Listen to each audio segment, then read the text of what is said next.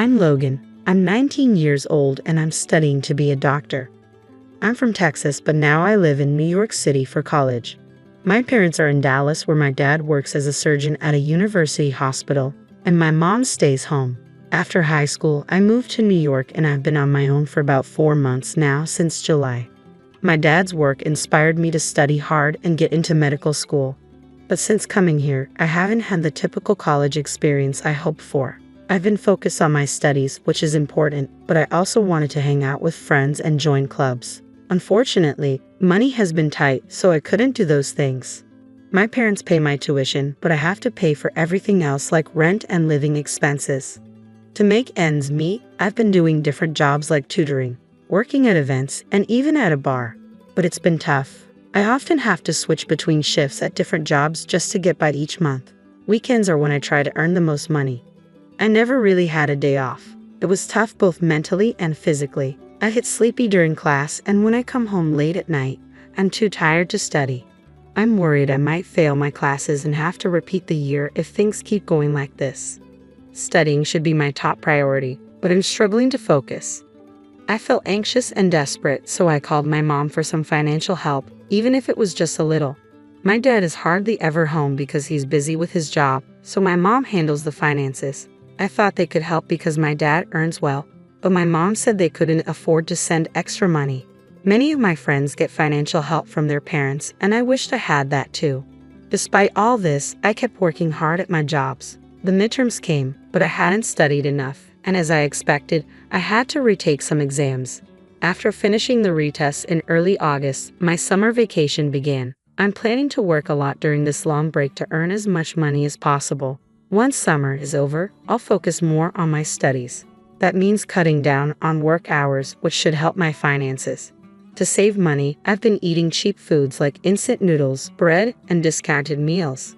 I also use my bike instead of paying for transportation. Growing up, I never had to worry about money, so this new life of financial struggle is unexpected and tough. Despite all this, I stay in touch with college friends through texts. Seeing their fun photos makes me realize how different our lives are, even though we go to the same university. My friends often invited me out, but I had to reluctantly decline because I didn't have the money or the time. "Let's go somewhere that doesn't cost anything," I suggested. One of our classmates messaged me, "Are you sure you're okay? You always seem tired at school, and I think you're working too much." My friend was concerned about me. "I've got the physical stamina, and I need to earn my living expenses. Let's meet up once school starts again," I replied. After that, I went to work at the bar as usual, but something happened shortly after. I collapsed during my shift. It was a busy Friday with lots of customers, and as I was carrying drinks, I suddenly felt dizzy. I don't remember much after that, but when I came to, I found myself in the hospital. According to the doctor, I collapsed due to exhaustion and malnutrition. I received treatment and was allowed to go home the same day. I immediately called my boss at the bar to apologize. My boss explained that after I collapsed, he had called my name, but I was too out of it to respond, so he called an ambulance. He had also contacted my parents. "You've been taking on a lot of shifts, and I relied too much on that. I'm sorry about that. I want you to rest easy for the rest of the month," my boss said. This meant a cut in my income. As I rode the subway home from the hospital, I wondered if I should take on more tutoring jobs. I found myself at a loss. I was supposed to work at the bar the next day, but that suddenly turned into a day off. I decided to quietly stay in bed today. While checking my phone, I noticed a message from my friend that I had missed while I was unconscious. I replied and explained why my response was delayed. Upon learning about my situation, my friend decided to come over. He bought groceries at the supermarket and made spaghetti for me. While eating the meal he had kindly prepared, our conversation turned to the topic of living expenses for someone living alone. When I mentioned that I wasn't receiving any financial support from home, my friend was surprised. "That's why you've been working so hard. Your dad's a doctor. You should be getting some support." "No," I explained. "I asked Mom, and she said they're barely managing with just my tuition." "But you're an only child, right? Maybe if you ask, they could send a little support," my friend suggested. My mom said even a small amount of support was out of the question. "No way, that doesn't make sense. I hate to say this, but maybe your dad is sick and can't work," my friend speculated. Thinking it over, I said, "My dad is a doctor and used to drive a luxury car. Our house is in an upscale neighborhood, and I went to private schools my whole life. So why would mom suddenly say they have no money? Suddenly worried, I immediately messaged my mom. Are you both okay? She replied after a while. We're fine, but I couldn't relax, thinking maybe they were just saying that to keep me from worrying. Since I had planned to go home for the holidays, I decided to talk to my parents about this. After thanking my friend, he said, I'll be waiting for some souvenirs. I felt grateful to have such a friend. The holiday season came and I took the cheapest flight I could find back home. I could only stay for a night and a day because of my job, but I was looking forward to it. When I arrived, my parents greeted me at the door. My dad seemed surprised when he saw me. You've lost a lot of weight. Really? I hadn't noticed myself, but apparently I looked quite different. My mom was also taken aback and fell silent. For lunch, my mom had prepared things like salad, soup, and chicken wings, and for the first time in a long while, the three of us sat down to eat together. As soon as we sat down, my dad looked worried and asked, You look thinner. Are you eating properly? I told him the truth. Not really. It's been a while since I had such a luxurious meal. What do you usually eat? Cafeteria food? My dad asked. Nah, the cafeteria is too expensive for me. Is it that expensive? It's about $5 or so. My dad looked puzzled. Is the money I've been sending enough for you? Confused, I responded. Huh? I haven't been getting any money. I finally told my dad. What do you mean? So you mean to tell me you haven't received any money for the past 4 months? He asked, shocked. I haven't received any, I replied. Have you really been sending money? I had asked your mom to transfer $2,000 every month into your account, Dad said, surprised. Really? I was surprised. Mom told me that your finances were tight and that she couldn't afford to send any money. I explained. Dad looked perplexed. We have enough money. Paisley, have you been sending money to Logan properly? He asked Mom. Mom looked down silently. I was worried that maybe Dad got sick or something and couldn't work, and that's why the money wasn't coming. No, I've been working as usual, Dad assured. Really? That's a relief, I said, somewhat relieved. But then why hadn't any money been sent to me? I was baffled. Cassie, what's going on? Dad pressed Mom. Still refusing to meet our eyes, Mom remained silent. Come on, don't stay silent. Can you explain? Dad insisted. When Dad pressed her, Mom finally said quietly, I haven't sent any money. What? I haven't sent any money to Logan, she admitted. Hearing this, both my dad and I were stunned. What? Why not? Dad asked, incredulous. There are just so many expenses, Mom replied. What kind of expenses? Isn't our home mortgage already paid off? Dad questioned. Realizing she could no longer hide the truth, Mom dropped a bombshell. I've been keeping the money for myself, she confessed. I was dumbstruck. I read online that medical students can earn more than regular students with tutoring jobs, so I thought you'd be okay. I asked you to send me even just a small amount of money, but honestly, I didn't realize you were that strapped for cash, Mom explained. My mom continued in a matter-of-fact tone. There was a call from Logan's workplace recently saying you collapsed from overwork. I was also shocked to see how thin you've become. What? Logan collapsed. What happened? It seemed my dad hadn't been informed about the recent events, so I explained. You collapsed from overwork and malnutrition. Yeah, but it wasn't anything serious, I added. Paisley, why didn't you tell me? My dad asked, clearly upset. I'm sorry. I was afraid he'd find out I wasn't sending the money, my mom said without any sign of guilt. This is outrageous. Logan had to work until he collapsed because he didn't have any money, Dad exclaimed. I didn't mean any harm, my mom defended herself. What have you been using all the money for? Dad confronted her. After a brief pause, she finally spoke up. Well, actually, I have some debts. What? Those were unimaginable words coming from her, who always seemed to perfectly manage the household and even took care of the garden flowers. I thought. The money was used to pay off my debts, Mom continued. Debt? How much do you owe? Dad asked, clearly in disbelief.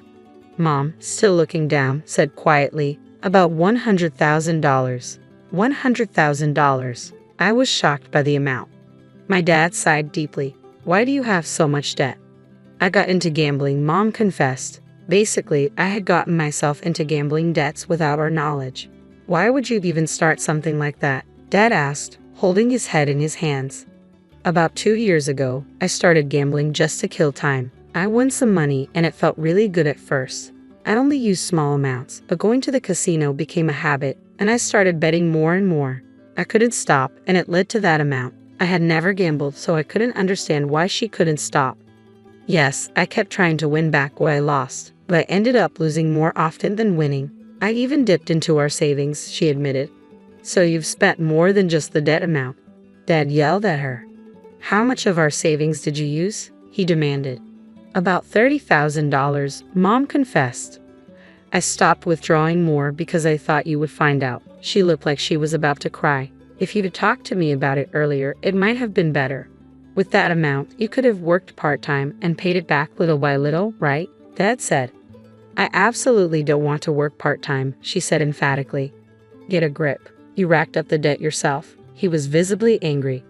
I've been a stay-at-home mom for so long. There's no way I can work now. That's why I borrowed money from payday lenders, she confessed. I was stunned by her selfish reasoning. Then the interest piled up and the debt just grew. I got involved with various lenders, and now I can't make payments anywhere. I'm completely overwhelmed. Dad sighed again. Are you still gambling in this situation? Yes, I see no choice, Mom admitted. Then I'll pay off the debt for you, Dad said decisively. Really? Mom stood up from her chair, her face brightening with joy. I knew you would help me. She rushed towards him, looking moved. However, things didn't turn out as favorably for her. But this is your severance. Let's get a divorce, Dad said abruptly. What? I was surprised. Divorce? I will never agree to a divorce, Mom said firmly. Her face turned from joy to terror, as if she had been cast down from heaven to hell.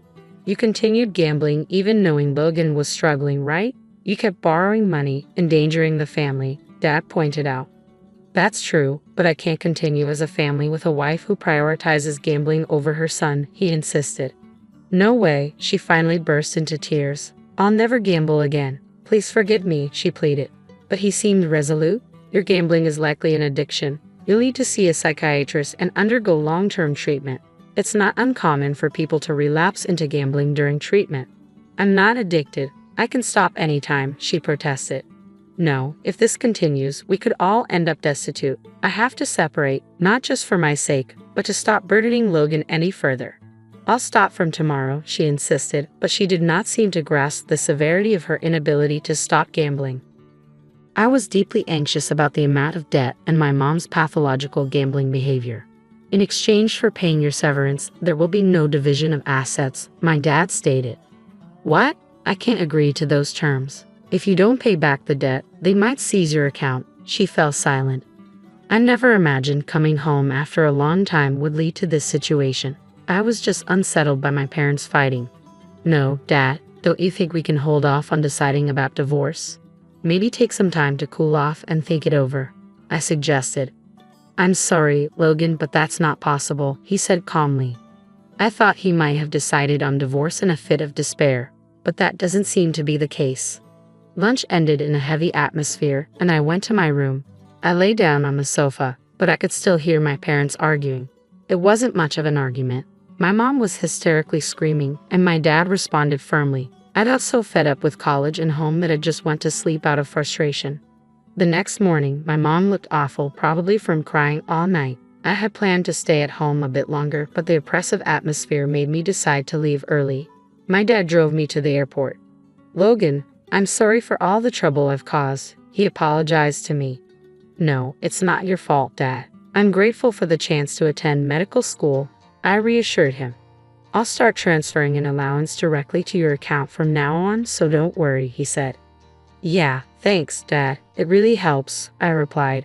I know things are tough, but take care, he said as he dropped me off. I flew back to New York. The rest of the summer vacation was busy with work, passing by in a flash. Still, I was constantly worried about my parents. A few months later, I heard that my mom finally agreed to the divorce. My dad's steadfastness broke her resistance. As previously discussed, my dad took on her debts, and in return, there was no asset division in their divorce agreement. I have mixed feelings about my parents getting divorced, but it's not all bad news. Now that I'm receiving an allowance from my dad, I've been able to cut back on work and focus more on my studies. I might even get to hang out with friends. I heard from my grandmother on my mother's side that despite the divorce over her gambling, my mom was back at the slot machines every day. She quickly racked up more debt. Her family couldn't afford to cover her debts, so my mom reluctantly started working part-time. She's currently attending therapy to overcome her gambling addiction. Let me tell you about the time I met my husband, Aaron. It was a regular Tuesday, and I was working at Marigold Fine China and Ceramics, surrounded by fancy dishes and glasses that cost more than my rent.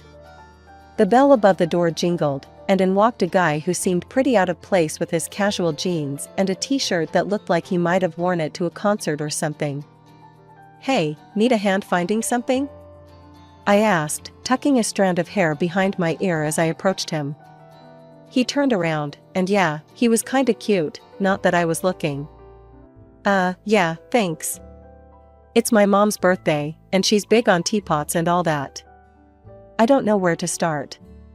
I showed him around, pointing out some of our best sellers and the finer pieces that would make his wallet cry. He chuckled at my straightforwardness. "So, you're telling me that little pot is worth $1,000, he asked, eyebrow raised as he picked up a delicate teapot painted with roses. "Believe it or not, yeah.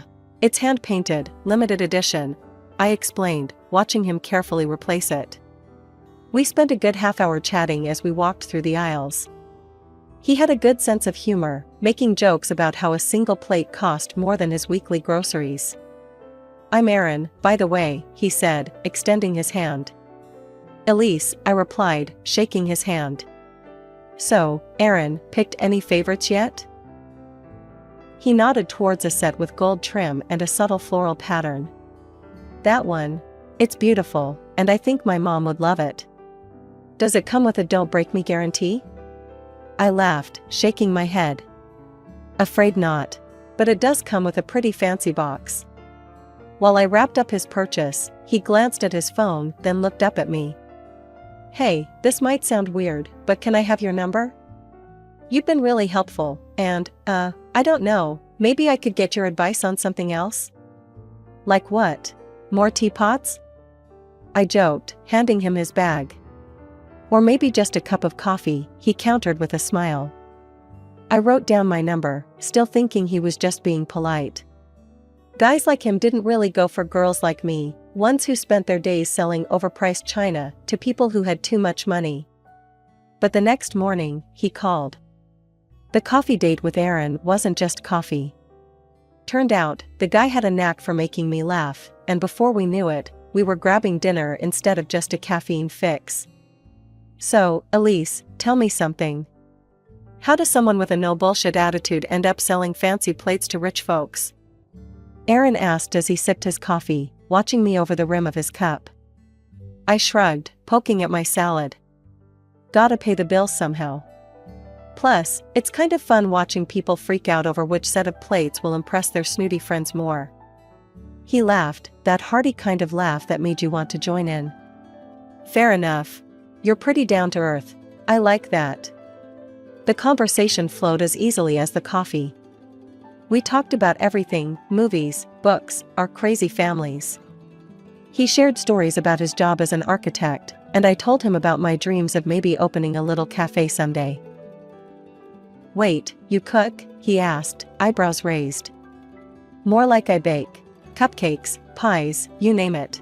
My grandma taught me," I confessed. "Damn, a baker and a plate expert? That's some combo." It felt good, you know? Being with someone who got my kind of humor and didn't expect me to be anything but myself. We started seeing each other more and more after that night, movies, walks in the park, the occasional concert when we felt like splurging. One evening, a few months in, we were at his place, a modest but cozy apartment he'd designed himself. We were on the couch, a movie forgotten on the TV as we talked about our days. Today was nuts. This lady spent an hour deciding between two identical teapots. I mean, they were literally the same, Aaron. How does that even happen? I vented, still amused by the absurdity of it. He grinned, pulling me closer. Maybe she was just trying to make a perfect choice. Kind of like how I feel with you. That caught me off guard, and I looked up at him, trying to figure out if he was joking. But he was serious. What do you mean? I mean, every day with you feels like I'm making the right choice. No second guessing, no regrets. It's easy with you, Elise. It wasn't just the words, but the way he said them, like it was the simplest truth in his world. That night, we kissed for the first time, right there on that couch, and it felt like everything just clicked. Months flew by, and soon a year had passed. Aaron and I were inseparable, and I knew I was falling hard.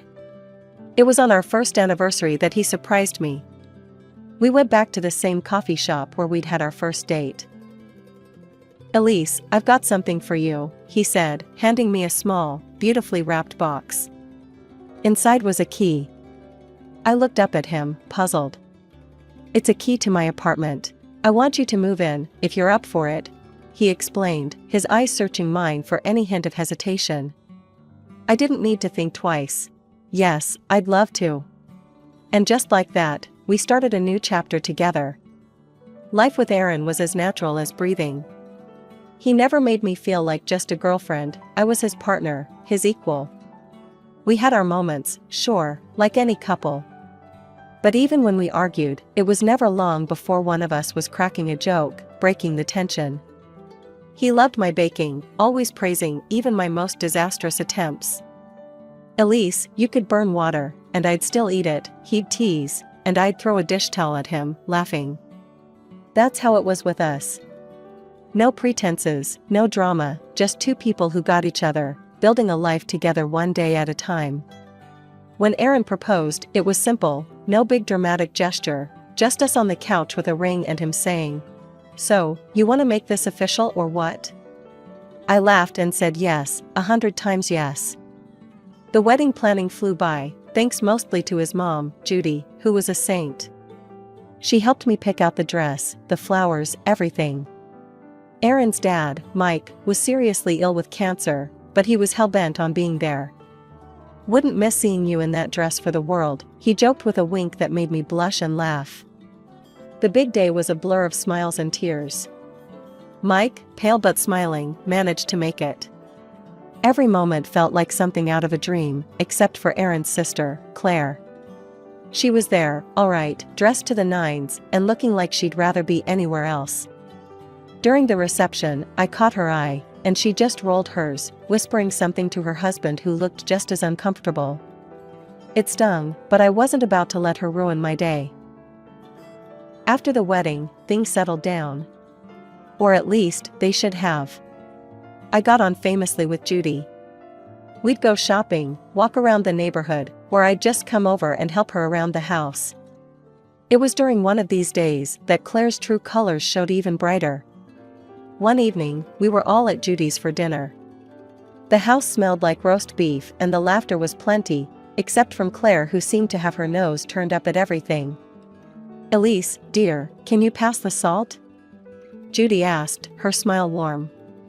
As I reached over, Claire muttered loud enough for just me to hear. "Still playing the doting daughter-in-law? Trying to butter her up for the will, are you?" I paused, my hand mid-air, then passed the salt to Judy. "I'm just here to help, Claire. You should try it sometime." She scoffed, sipping her wine. "I don't need to try anything. I'm not the one who came from a little shop trying to play high society." Her words were like a slap, but I bit back the anger. Aaron squeezed my knee under the table, his way of saying he was there for me. Later, when Judy went to bed, Aaron confronted Claire. "What's your problem with Elise? She's done nothing but good for Mom." Claire's face hardened. "You're blind, Aaron. She's here for what she can get. That's what these people do." "These people?" I snapped, unable to hold back. "You mean people who work for a living?" "Yeah, I was a saleswoman. So what? At least I'm not pretending to be something I'm not." Aaron stood up, his chair scraping back. "That's enough, Claire. If you can't be civil, maybe you shouldn't come around as much." Claire stormed out, her husband trailing behind her, throwing apologetic glances our way. Aaron and I cleaned up in silence. The next few months were tough. Mike's health declined rapidly. Despite the strain and sorrow, I tried to be there for Judy as much as I could. Mike passed away quietly one night, leaving us all a bit emptier. Aaron took it hard, and I did my best to support him, to be his rock. Claire, who'd been absent more often than not, suddenly turned up again, her eyes scanning the house like she was taking inventory. At Mike's funeral, she was tearful, playing the part of the grieving daughter, but her tears seemed as hollow as her previous accusations against me. A few weeks after Mike passed, Judy decided it was time to settle his affairs once and for all. She invited us all to dinner. As we sat around the dining table, the air thick with anticipation, Judy cleared her throat and unfolded a stack of papers. "I've got Mike's will here," Judy announced, her voice steady but soft. "He had some specific wishes about how things should be handled." Judy continued, "Half of everything goes to me, as we expected. The other half will be divided among Mike's future grandchildren." She paused, looking over her glasses. "And the firstborn grandson will receive a bonus of $200,000. Claire was practically vibrating in her seat. "Well, I guess that sets our priorities, huh?" she said, half joking but with a greed I hadn't seen so openly before. "Let's not make hasty decisions," her husband muttered, but Claire was already on a roll. "This means we start trying seriously, babe. It's important," she insisted, her voice tinged with desperation that didn't suit the dinner table. From then on, Claire's obsession with conceiving became the focal point of her life. Every family gathering, she'd update us on their progress, or lack thereof, with a frankness that bordered on uncomfortable. "We've been to 3 specialists this month alone," Claire complained one evening as we all tried to enjoy a quiet dinner. "Do you have any idea how much this is costing us?" Her fixation deepened when they moved on to artificial insemination. The hormonal treatments took a toll on her, physically and emotionally. She gained weight, which only fueled her frustration and desperation. Her struggles cast a shadow over our family meetings. Claire's obsession with getting pregnant overshadowed even simple conversations. It got to the point where I found excuses not to attend gatherings, especially if I knew she'd be there in one of her moods. Aaron tried to stay neutral, but even he was wearing thin. "She's my sister, but I can't deal with this every time we see them," he confessed one night as we lay in bed, staring at the ceiling. "I know, love. Maybe give her some space?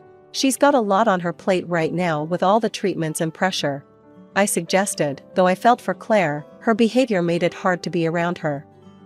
As time wore on, Claire's single-minded pursuit of motherhood began to isolate her, even from those who wanted to support her. All we could do was watch and wait, hoping that something would give, for better or worse. The day Claire announced her pregnancy should have been purely joyful. "I'm pregnant," she declared during a family brunch, her eyes scanning the table for our reactions. Aaron and I offered our genuine congratulations. "That's great news, Claire. Really happy for you guys," Aaron said, passing her a smile across the table. I nodded in agreement, trying to add warmth to the tense air. Despite our attempts at keeping things friendly, Claire seemed to brew a storm inside her, always ready to snap. Her mood swings were wild, and every small thing set her off. The family tiptoed around her, but I bore the brunt of her sharp tongue more than anyone else. I learned to keep my distance, but that was about to become harder. One morning, feeling unusually queasy, I took a pregnancy test. The positive result left me stunned and elated. I shared the news with Aaron, who was over the moon. "We're going to have a baby," I whispered, and we held each other, lost in our little bubble. We decided to share the news with Judy first, hoping for a moment of happiness amid the ongoing tensions. Walking into Judy's house, hand in hand, we found not only Judy, but also Claire, who'd apparently come over earlier. "Mom, Elise has something to tell you," Aaron began, his voice filled with pride. I smiled, a bit nervous about Claire's presence. "I'm pregnant, Judy. We just found out." Judy's face lit up with delight. "Oh, my darlings, that's wonderful. 2 grandchildren on the way." But Claire's reaction was far from congratulatory. Her face drained of color, and her lips thinned. You planned this, didn't you? She hissed, her voice low and menacing. Trying to steal my thunder and my child's inheritance. I froze, shocked by her accusation. Claire, that's not true. It just happened. Her voice escalated, and she stood, pointing a shaking finger at me. You're lying. This is all a setup. You want the money, that's all you've ever wanted. We should get a DNA test on that baby. Who knows if it's even Aaron's? Aaron stepped between us, his face dark with anger. Enough, Claire. I won't let you insult my wife like that. You owe Elise an apology. Claire scoffed, her cheeks flushed with anger or shame, I couldn't tell. I'm not feeling well, she muttered, grabbing her purse and storming out, leaving a stunned silence behind. Judy reached for my hand, her eyes sympathetic. Don't mind her, dear. It's just the hormones and jealousy speaking. I tried to smile, but Claire's words had cut deep. Tears spilled over, and I wiped them angrily. I just don't understand why she has to be so cruel, I murmured. The joy of our announcement had been overshadowed by Claire's outburst, and though Judy tried to smooth things over, the damage was done. The remainder of our visit was spent discussing baby names and plans, but Claire's shadow hung over us all. Judy called me up early on a bright Tuesday morning, her voice warm and inviting. Elise, dear, why don't you come over for coffee? I baked your favorite apple pie, she said, and I could almost smell the sweet aroma through the phone. Glad for a reason to get out of the house, I quickly agreed. I'll be there in 20 minutes, Judy. Can't wait. When I arrived, the house smelled heavenly, and Judy greeted me with a hug. Inside, to my surprise, Claire was there too, looking unusually quiet and almost shy. She even managed a small smile as I walked in. Elise, I want to apologize for last time, Claire said, her voice lower than usual. I was out of line. I've been dealing with a lot. Her apology, unexpected as it was, eased a bit of the tension I'd been carrying around. Thanks, Claire. Let's just move forward, okay? We settled at the kitchen table, the pie between us, its scent filling the room, inviting us to forget the awkwardness. Judy poured the coffee, and we started to chat about light, inconsequential things, Judy's garden, the weather, the little one on the way. Halfway through our second slice of pie, a headache began to pound at my temples, a common annoyance during my pregnancy. I must have winced, because Judy immediately noticed. You okay, dear? You look a bit pale. Just a headache, nothing new these days, I replied, trying to brush it off with a smile. Oh, I have just the thing, Judy said, rising from her seat. I have some headache medicine that's safe for pregnancy. Claire, honey, could you fetch it? It's in the medicine cabinet. Claire nodded and left to retrieve it, returning moments later with a pill and a glass of water. Here you go, Elise. This should help. I thanked her, swallowing the pill without a second thought, trusting Judy to know what was safe. But as I took the glass back to the kitchen to rinse it out, my eyes caught on something in the trash that sent a cold shiver down my spine. Among the usual rubbish, a discarded medicine package stood out, its label stark against the banana peels and coffee grounds. It was a chemotherapy drug, one that I instantly recognized from the time we had helped Mike through his treatments. Panic seized me as I remembered the clear warnings about its effects on pregnancy. Dropping the glass in the sink, I grabbed my phone and dialed 911. The operator picked up immediately, and I quickly explained what had happened. Ma'am, you need to try to purge that from your system immediately. Drink water and try to induce vomiting, the dispatcher instructed urgently. I turned the tap on full blast, gulping down glass after glass of water before kneeling in front of the toilet. As I forced myself to vomit, tears mixed with fear and betrayal stung my eyes. What was going on? How had this happened? My head was spinning, not just from the physical effort, but from the shock and betrayal I felt swirling inside me. When I finally managed to stagger out of the bathroom, the sight of Judy and Claire standing there, pale and confused, only intensified my feelings of unease. What on earth is going on, Elise? Judy's voice was filled with worry. Claire, on the other hand, looked like she was seeing a ghost, her face drained of all color. "I found something in the trash," I managed to say between gasps. It was Mike's chemotherapy drugs." "Claire, did you give me those?" Before Claire could respond, I heard sirens outside. The EMTs burst through the door, their presence a small comfort in the chaos. As they started to check on me, I dialed Aaron's number with trembling fingers. "Aaron, I need you here," I choked out as soon as he answered. He was at my side within minutes, his face etched with concern. "What happened?" he demanded, looking from me to his sister and mother. I think Claire gave me something dangerous. Not just a headache pill. I found the chemo meds in the trash right after taking what she gave me," I explained hurriedly. Claire's reaction was immediate and defensive. "You're being dramatic, Elise. I just gave you what Mom told me to. Why would I do something to hurt you?"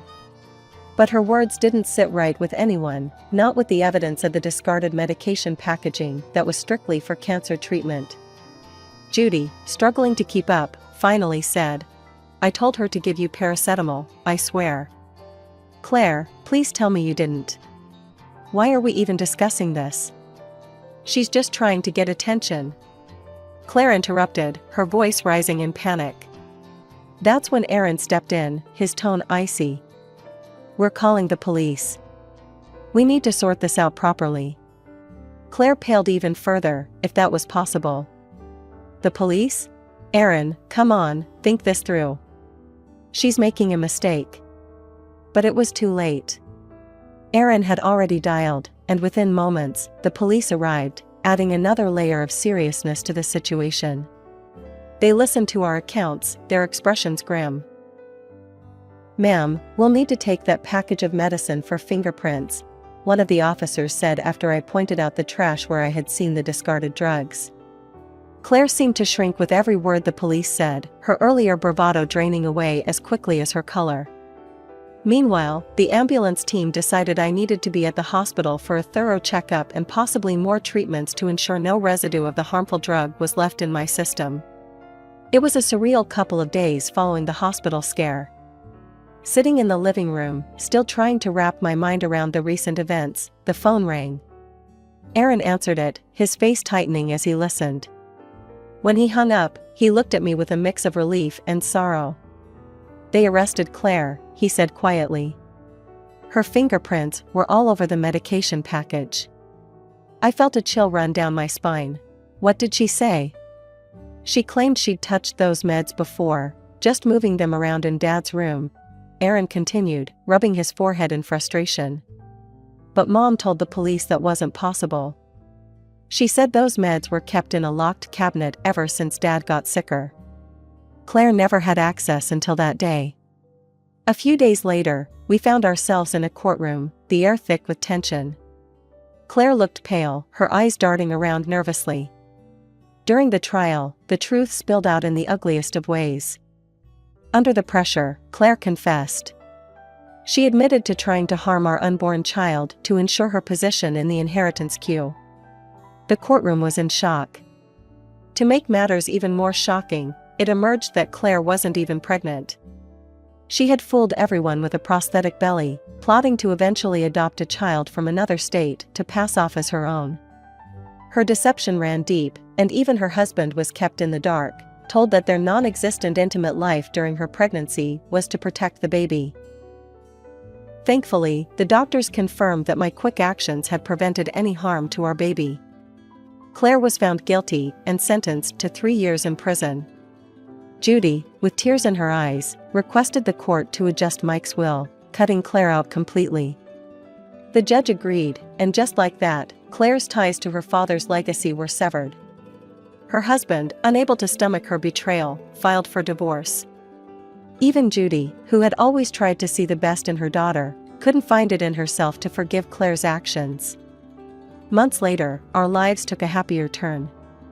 I gave birth to a healthy, beautiful boy, who had my eyes and Aaron's smile.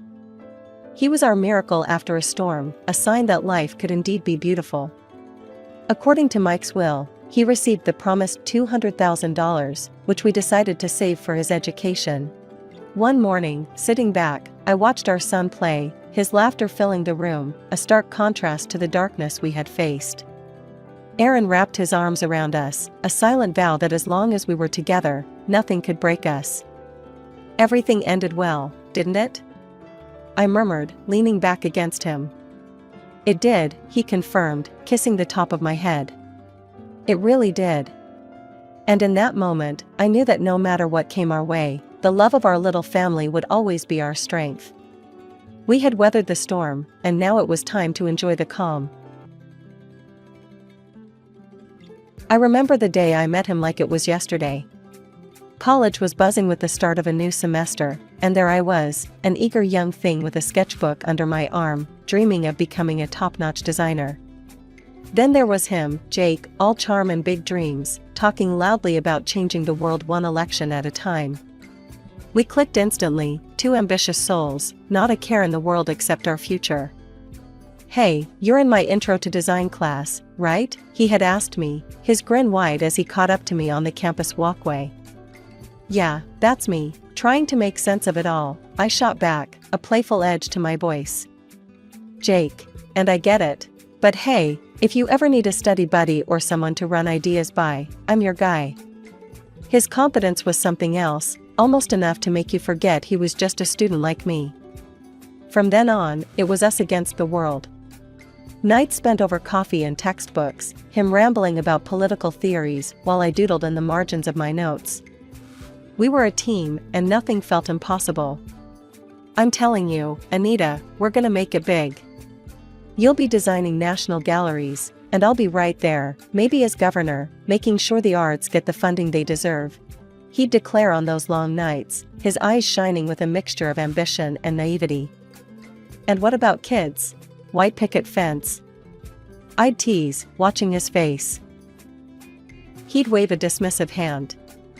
"Nah, not for us. We've got bigger plans. Who needs a fence when you can have the whole city?" It was all very romantic, in a youthful, dream big kind of way.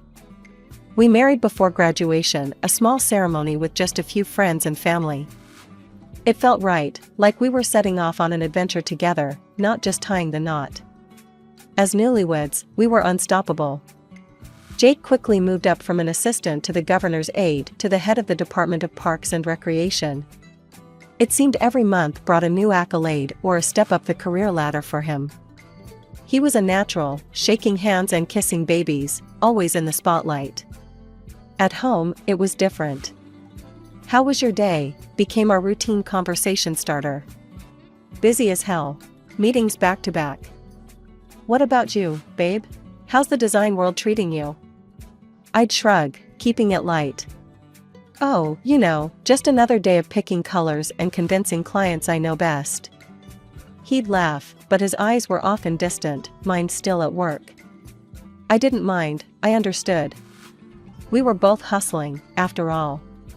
One evening, I came home, my mind buzzing from clinching a major deal that would put our department at the forefront of the industry. I was tired, my shoulders aching from the weight of my laptop bag and the day's stresses. Jake was already home, something that had become rarer these days. I clinched the Johnson account. The presentation went off without a hitch, I announced, hoping to share a piece of my day, looking for a flicker of shared excitement. "That's nice, babe," Jake said, not looking up from his papers scattered around the living room. "Listen, since you had a lighter day, could you fix dinner? I'm swamped. Meetings back to back, and I barely had lunch." I paused at the doorway, my coat half off, the words "lighter day" echoing in my head. Lighter day, Jake? It was an 8-hour showdown to secure a deal that boosts our entire fiscal year. He finally looked up, his eyes meeting mine with a shrug. "Yeah, but it's not like you're out there in the trenches, right? It's all just picking colors and convincing people to like your ideas." The dismissive tone stung more than I expected. "It's a bit more than that, Jake. This was a big win for us." Sure, he muttered, turning back to his papers. "But really, can you handle dinner? I'm beat." The conversation left a bitter taste in my mouth as I headed to the kitchen, my triumph overshadowed by his offhand remarks. Weeks passed, and the pattern continued. I was making strides at work, each step up the ladder marked by an increase in responsibility and income. The day I found out my salary had surpassed Jake's was a day of mixed feelings. I wanted to share it with him, but I hesitated, knowing his current state of mind. Finally, one night at dinner, I broached the topic, trying to keep it light. "You know, with the new accounts I brought in, it looks like I might be out-earning you this year." "Funny, huh?" Jake put down his fork, his expression unreadable. "Really? That's how you're going to bring it up?" I frowned, puzzled by his tone. "Bring what up, Jake? It's good news. It means we're doing well, both of us. It's not we, Anita. It's you. And now I need to find a way to step up. I can't have people thinking I can't provide." I reached across the table, trying to bridge the gap his words had created. "Jake, it's not a competition. It's our money, for our future." He pulled his hand back, shaking his head. "It's not that simple. You don't get it. This is important to me." His words felt like a slap, dismissing not just my efforts, but our partnership. "I thought we were in this together, Jake. When did it become just about you?" Since I started being the one left behind, he shot back, his voice rising. "You're there with your fancy deals and now out-earning me? What does that make me?" "It makes you my husband," I said, my voice soft but firm. "Not my competitor." Jake scoffed, standing up abruptly. "I need to think about this. Maybe look into other options, something that pays better." I watched him go, feeling the chasm widen. It wasn't just about money or success. It was about respect, understanding, and support, things that were becoming rarer in our conversations. That night, I lay in bed, turning over the day's conversation. It felt like we were worlds apart, living under the same roof, but walking different paths. I knew something had to give, but at that moment, I wasn't sure what or how. What I did know was that I couldn't let his insecurities dictate my success or our happiness. But fixing that was a puzzle I hadn't figured out yet. 15 years into our marriage, our life was a testament to outward success, a beautiful house, shiny cars, properties here and there, and bank accounts that would make anyone envious. But not everything that glitters is gold, and for Jake, it seemed the sheen was definitely starting to tarnish. He had been with the Natural Resources Agency for a good while, but his career was like a car stuck in mud, spinning its wheels but going nowhere. I'd listened to him rant after another long, liquor-tinged evening. "It's all rigged, Anita. The jobs I deserve are going to guys who can't tell a policy from a pancake. It's all about who you know, or who you, well, you know," he'd grumble, tipping back another drink. I tried to offer solutions, not just a sympathetic ear. "Have you thought about seeing someone? A therapist could help," I suggested one night as I cleared the dinner dishes, his glass needing a refill. Jake slammed his fist down on the table, making the cutlery jump. "I don't need a shrink, Anita. The problem isn't in my head. It's in the corruption and cronyism I have to deal with every day.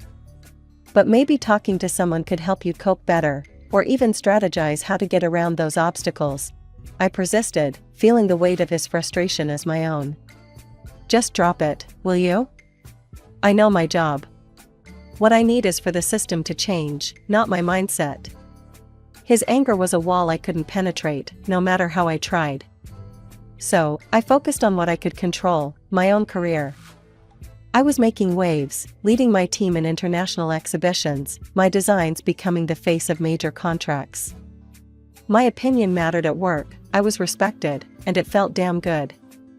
But as I flourished, Jake recoiled even more. He stopped accompanying me to any work events, especially the big, glitzy ones where my achievements were front and center. "Why don't you come to the gala tomorrow night?" I asked him one evening, trying to keep my tone light. "It would mean a lot to me. Plus, the CEO will be there, you could make some connections." Jake looked up from his laptop, his face set in a stubborn line. "And what? Stand around while everyone congratulates you? I'm pretty sure they just see me as Mr. Anita these days." That's not true, I countered, feeling a pang in my heart. You're my husband, Jake. You're your own person, and they respect that. He scoffed, closing his laptop with a snap. Right, Anita. To them, I'm just the guy who carries your purse. No thanks. I've got better things to do. It hurt more than I wanted to admit. I was proud of what I'd achieved, but I wanted my partner by my side, sharing in the success, not resenting it. The next day, as I put on my evening dress, looking in the mirror, I felt a mix of excitement and sadness. My reflection showed a woman who had everything she'd ever wanted professionally, but personally, there was a gaping hole where her husband's support should be. I went alone, as I had started to do more often. The gala was a blur of congratulations, handshakes, and bright smiles. I accepted the accolades and spoke about my latest designs, but each time I saw a couple together, laughing or sharing a quiet moment, my heart ached. Returning home, I found Jake on the couch, a bottle in hand, not even pretending to have waited up. The clock was ticking past 9 p.m. as I rushed out of the conference room, my phone dead from the day's back-to-back meetings. My mind was racing with the discussions we'd had, but a nagging thought about Jake waiting at home made my heart race faster. We hadn't spoken since the morning, and I knew he'd be wondering where I was. I drove home as quickly as I could, rehearsing an apology in my mind. But when I walked through the front door, the cold look in Jake's eyes told me no apology would suffice tonight. You're late, he stated flatly, his voice edged with accusation as he sat in the dimly lit living room. I'm sorry, Jake. The meeting ran over, and my phone died. I didn't get a chance to call. I dropped my keys in the bowl by the door, my voice weary. Meeting, huh? Or should I say your little party with the bosses? His words were sharp, his eyes narrowing. I was taken aback. What are you talking about? It was just a regular business meeting, Jake. Sure it was. I bet it's all those late nights with them that got you where you are. Not your talent, just playing up to the bosses. His voice was bitter, and he took a swig from the bottle next to him. My cheeks flushed with anger and disbelief. You think I got my promotions by, what? Sleeping around? How can you even say that? He laughed, a harsh sound that filled the room. Oh, come on, Anita. It's obvious. Why else would they promote you, a woman, over others? The accusation stung, and I felt a mix of hurt and fury. I earned my position with hard work and talent. It's disgusting that you'd think so low of me. Jake stood up abruptly, his body swaying slightly. You're never here, always working, leaving me alone. And we don't even have kids, because you're too busy with your career. His words were like slaps, each one hitting hard. I can't believe you're blaming me for no kids. We agreed on this, Jake. And my career is not an excuse for your unhappiness or failures. He stepped closer, his voice rising. My failures?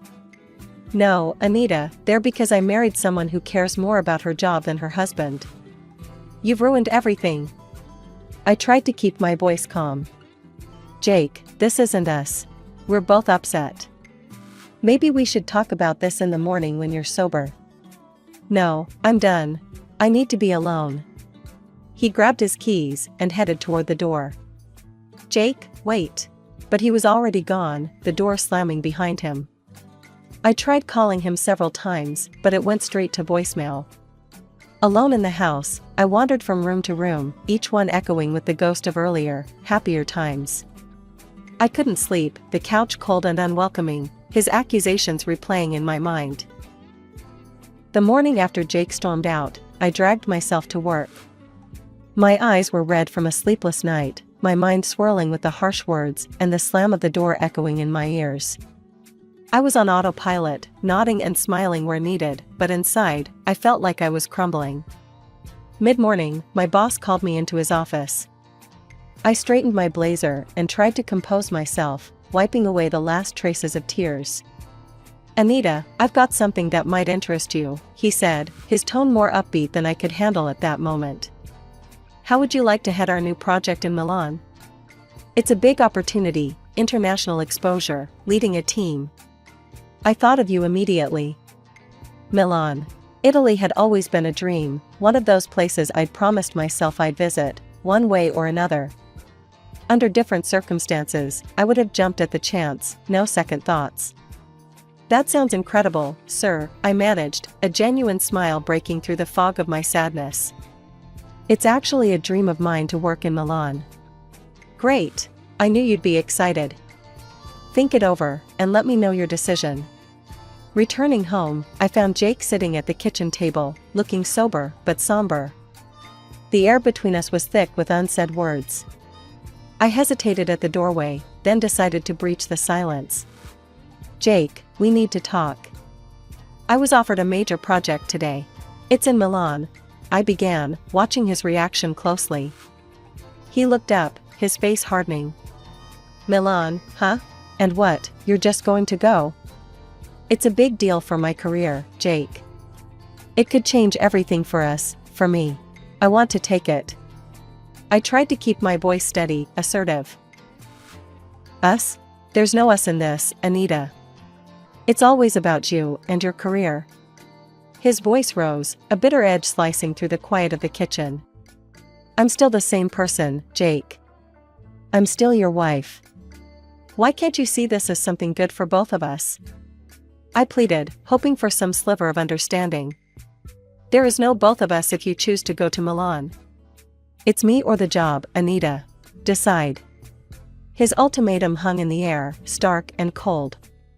Why do you make me choose, Jake? Why can't you be happy for me? My voice cracked, frustration and pain bubbling up. Because I need to know where I stand. Either you're with me, or you're there, living your dream without me. He was yelling now, his face red with anger. I took a deep breath, my mind made up, heart aching. I choose Milan.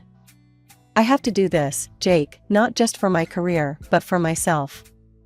Jake stood abruptly, his chair scraping against the tile floor. He stormed to our bedroom and came back with a stack of papers, divorce papers.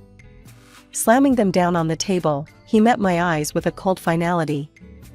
Then this is it, Anita. If you go, we're done. I stared at the papers, then at him, my heart sinking. But something inside me hardened, I couldn't give up on my dreams, not even for him. The next week was a blur. I signed the papers, packed my bags, and before I knew it, I was on a plane to Milan. The city was beautiful, a picturesque postcard at every turn. I was often on TV, discussing the project, my face a mask of professionalism, hiding the turmoil inside. Despite the excitement, my thoughts drifted back to Jake, to the possibility of fixing things. But each time I picked up my phone to call, I remembered his ultimatum, and my resolve strengthened. Stepping back into the house after 2 weeks in Milan felt surreal. But there he was, Jake, sitting on the sofa as if the past month had been just a minor hiccup.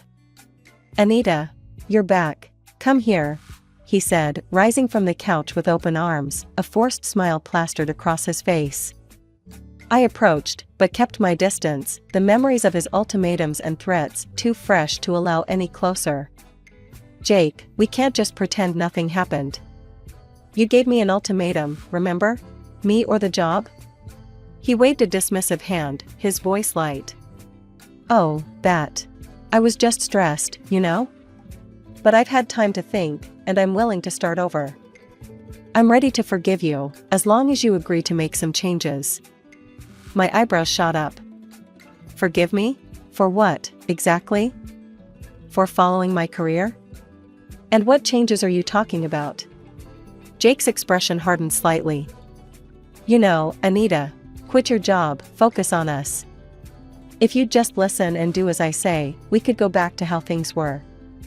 It hit me then, the sheer absurdity and manipulation in his words. I felt a mix of anger and relief, anger at his audacity, and relief that I was finally seeing the manipulation for what it was. You can't be serious, Jake.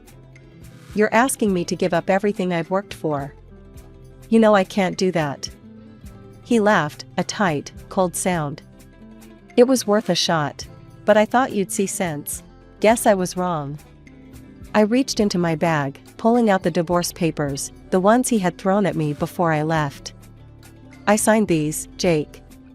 I thought you were serious about the divorce." Seems I was right. His smile faltered, and he snatched the papers from my hand. "This was just a joke, Anita. Can't you take a joke?" "A joke?" I stared at him, incredulous. Threatening divorce was a joke? "You're unbelievable." Jake's face turned red, his voice rising. "You're making a huge mistake, Anita. You'll regret this. I won't let you just walk away and ruin everything." "I'm not ruining anything. I'm saving myself," I said firmly. "You've made it clear where I stand with you. It's time for me to move on." He stood, towering over me, his voice venomous. "Fine. But you're not taking anything from here. This is my house, my things. You leave with nothing. I'll make sure everyone knows how you got to the top. I'll destroy you." "Try it, and it'll backfire," I said calmly, though my heart was pounding. "I've done nothing wrong. My conscience is clear." I went to our bedroom, packed a suitcase with essentials, some clothes, my design portfolios, personal documents. The rest didn't matter. I could replace things, but I couldn't replace peace of mind or self-respect. The morning after leaving the house, I made my way to my lawyer's office, my mind a whirlwind of emotions and plans. Walking into Mr. Carter's office, I found him looking over some papers, his glasses perched on the tip of his nose. He looked up, his expression serious. "Anita, good to see you. Please, have a seat. Tell me everything." I took a deep breath and started recounting the recent events, not omitting the harsh words and threats Jake had hurled at me. "And then he told me he'd make sure I wouldn't get a penny and would ruin my reputation," I concluded, my voice steadier than I felt. Mr. Carter's brow furrowed as he listened, jotting down notes. "We need to take this seriously, Anita. Have you considered hiring a private investigator? We might find something that could help us in court." A bitter laugh escaped my lips, surprising even me. "I'm ahead of you there, Mr. Carter. I hired one a few months ago when things started to really go downhill. I didn't trust what was happening behind my back." Reaching into my bag, I pulled out a folder, thick with documents and photos, and handed it to him. "Everything's in here." Turns out, Jake has been more than just verbally abusive. Mr. Carter opened the folder and began to examine the contents meticulously. His expression changed from concerned to outright shocked as he sifted through the photographs and reports. Anita, this is solid evidence. He's been taking bribes for approving certain city projects. And this," he pointed at a photo, "shows him with his assistant at a not-so-professional event." "Yes, and she's been more than just an assistant for quite a while," I added, feeling a mix of vindication and sorrow. Mr. Carter leaned back, pressing his fingers together, looking at me over his glasses. "This changes everything. We not only have a strong case for the divorce on grounds of infidelity, but possibly more. His threats against you and this evidence could sway things significantly in your favor." The days leading up to the trial were tense. Jake's calls became more frequent and desperate. He alternated between begging me to come back and cursing my name. Each voicemail, each missed call, I saved and documented. The proceedings began, and Mr. Carter was relentless. "Your Honor, we have substantial evidence here not only of Mr. Thompson's infidelity, which has devastated my client, but also of his illegal activities related to his position at the Natural Resources Agency." Jake's face went pale as Mr. Carter laid out photo after photo, document after document, all while recounting the threats he'd made against me. When it was finally Jake's turn, he tried to dismiss the claims. "These are all baseless accusations. She's trying to ruin my career because she's jealous." The judge looked over the rim of her glasses, unimpressed. "We have substantial evidence before us, Mr. Thompson.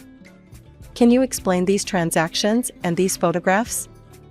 His voice faltered, his usual charm failing him under the weight of undeniable proof. I was just doing my job. Those photos are out of context." But it was too late. The evidence was overwhelming. After a brief deliberation, the judge spoke, her voice firm and clear. Given the evidence presented, I am awarding Mrs. Thompson financial compensation for the distress caused by the infidelity and threats. The division of property will be equal. With the past finally behind me, I threw myself into my work with a passion that hadn't felt this raw and real in years.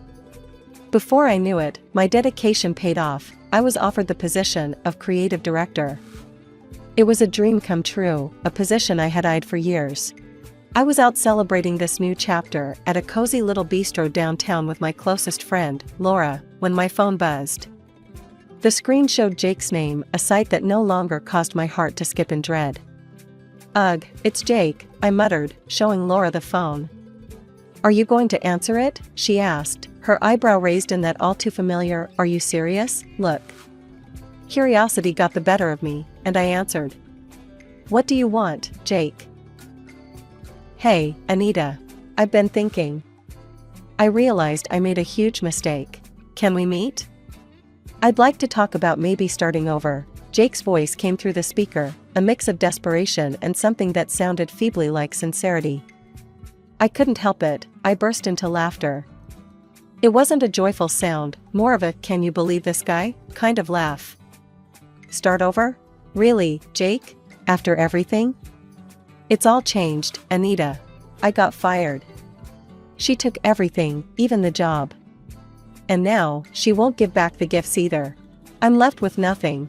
He blurted out, the words tumbling over each other in his haste. I shook my head, still chuckling. "So, let me get this straight. You want to start over because she dumped you and took your job? That's rich, Jake. You don't understand. I've changed, Anita. I really have," he pleaded. "Jake, even if that's true, I've moved on. I'm a creative director now, and my life is full and happy without you. There's no place for you in it anymore," I said, the finality in my voice mirroring the resolve in my heart. "But Anita, I wish you the best, Jake. Goodbye." I ended the call, blocked his number, and turned off my phone. Laura was looking at me, a proud smile spreading across her face. "You really are over him, aren't you?" she said, lifting her wine glass in a toast. "Completely," I confirmed, clinking her glass with mine. "To new beginnings, and to being in charge of my own happiness."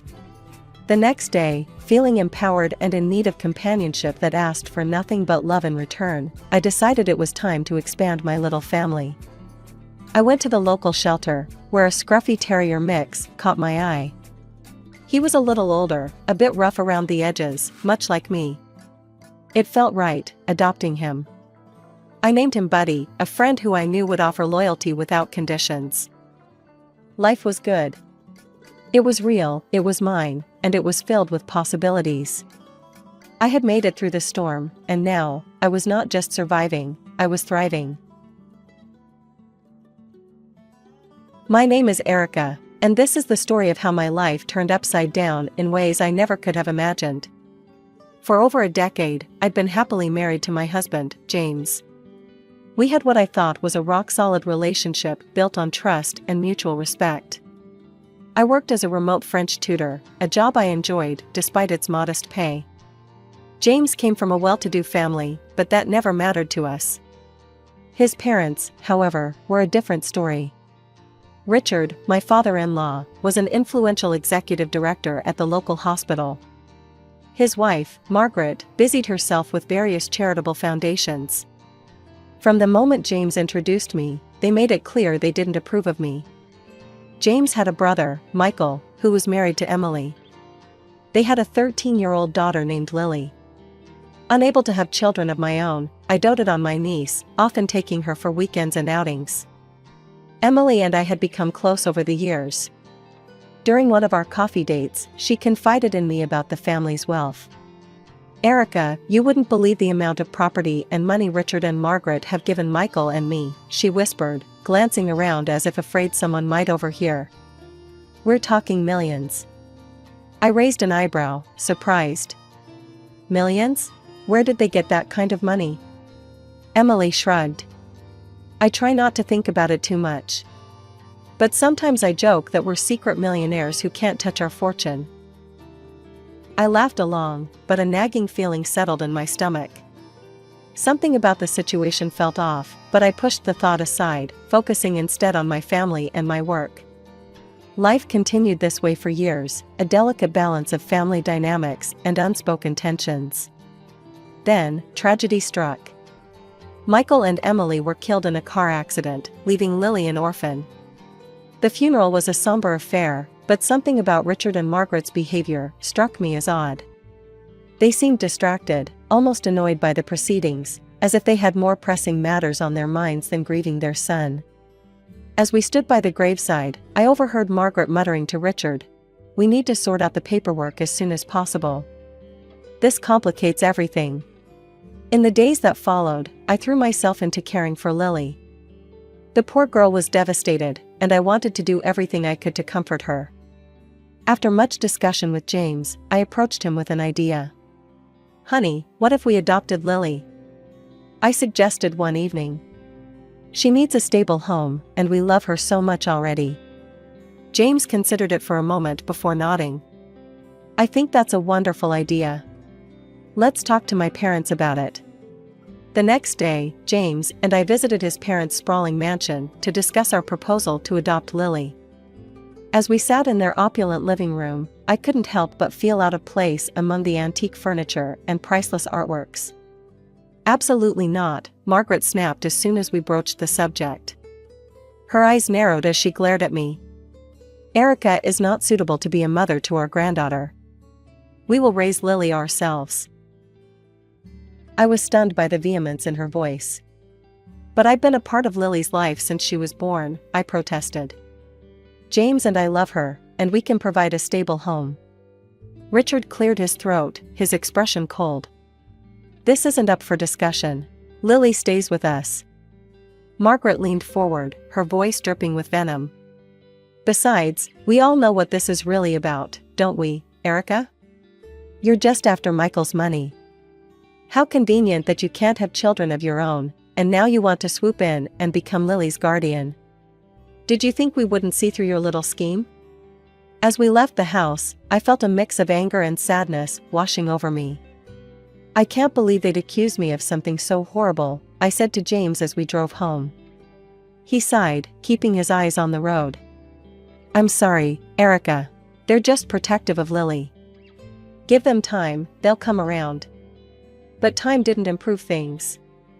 In fact, over the next few weeks, I noticed a change in James. He began staying late at work more often, always with some vague excuse about an important project. When he was home, he seemed distracted, constantly checking his phone and exchanging messages with someone. One evening, as we sat at the dinner table in silence, I couldn't take it anymore.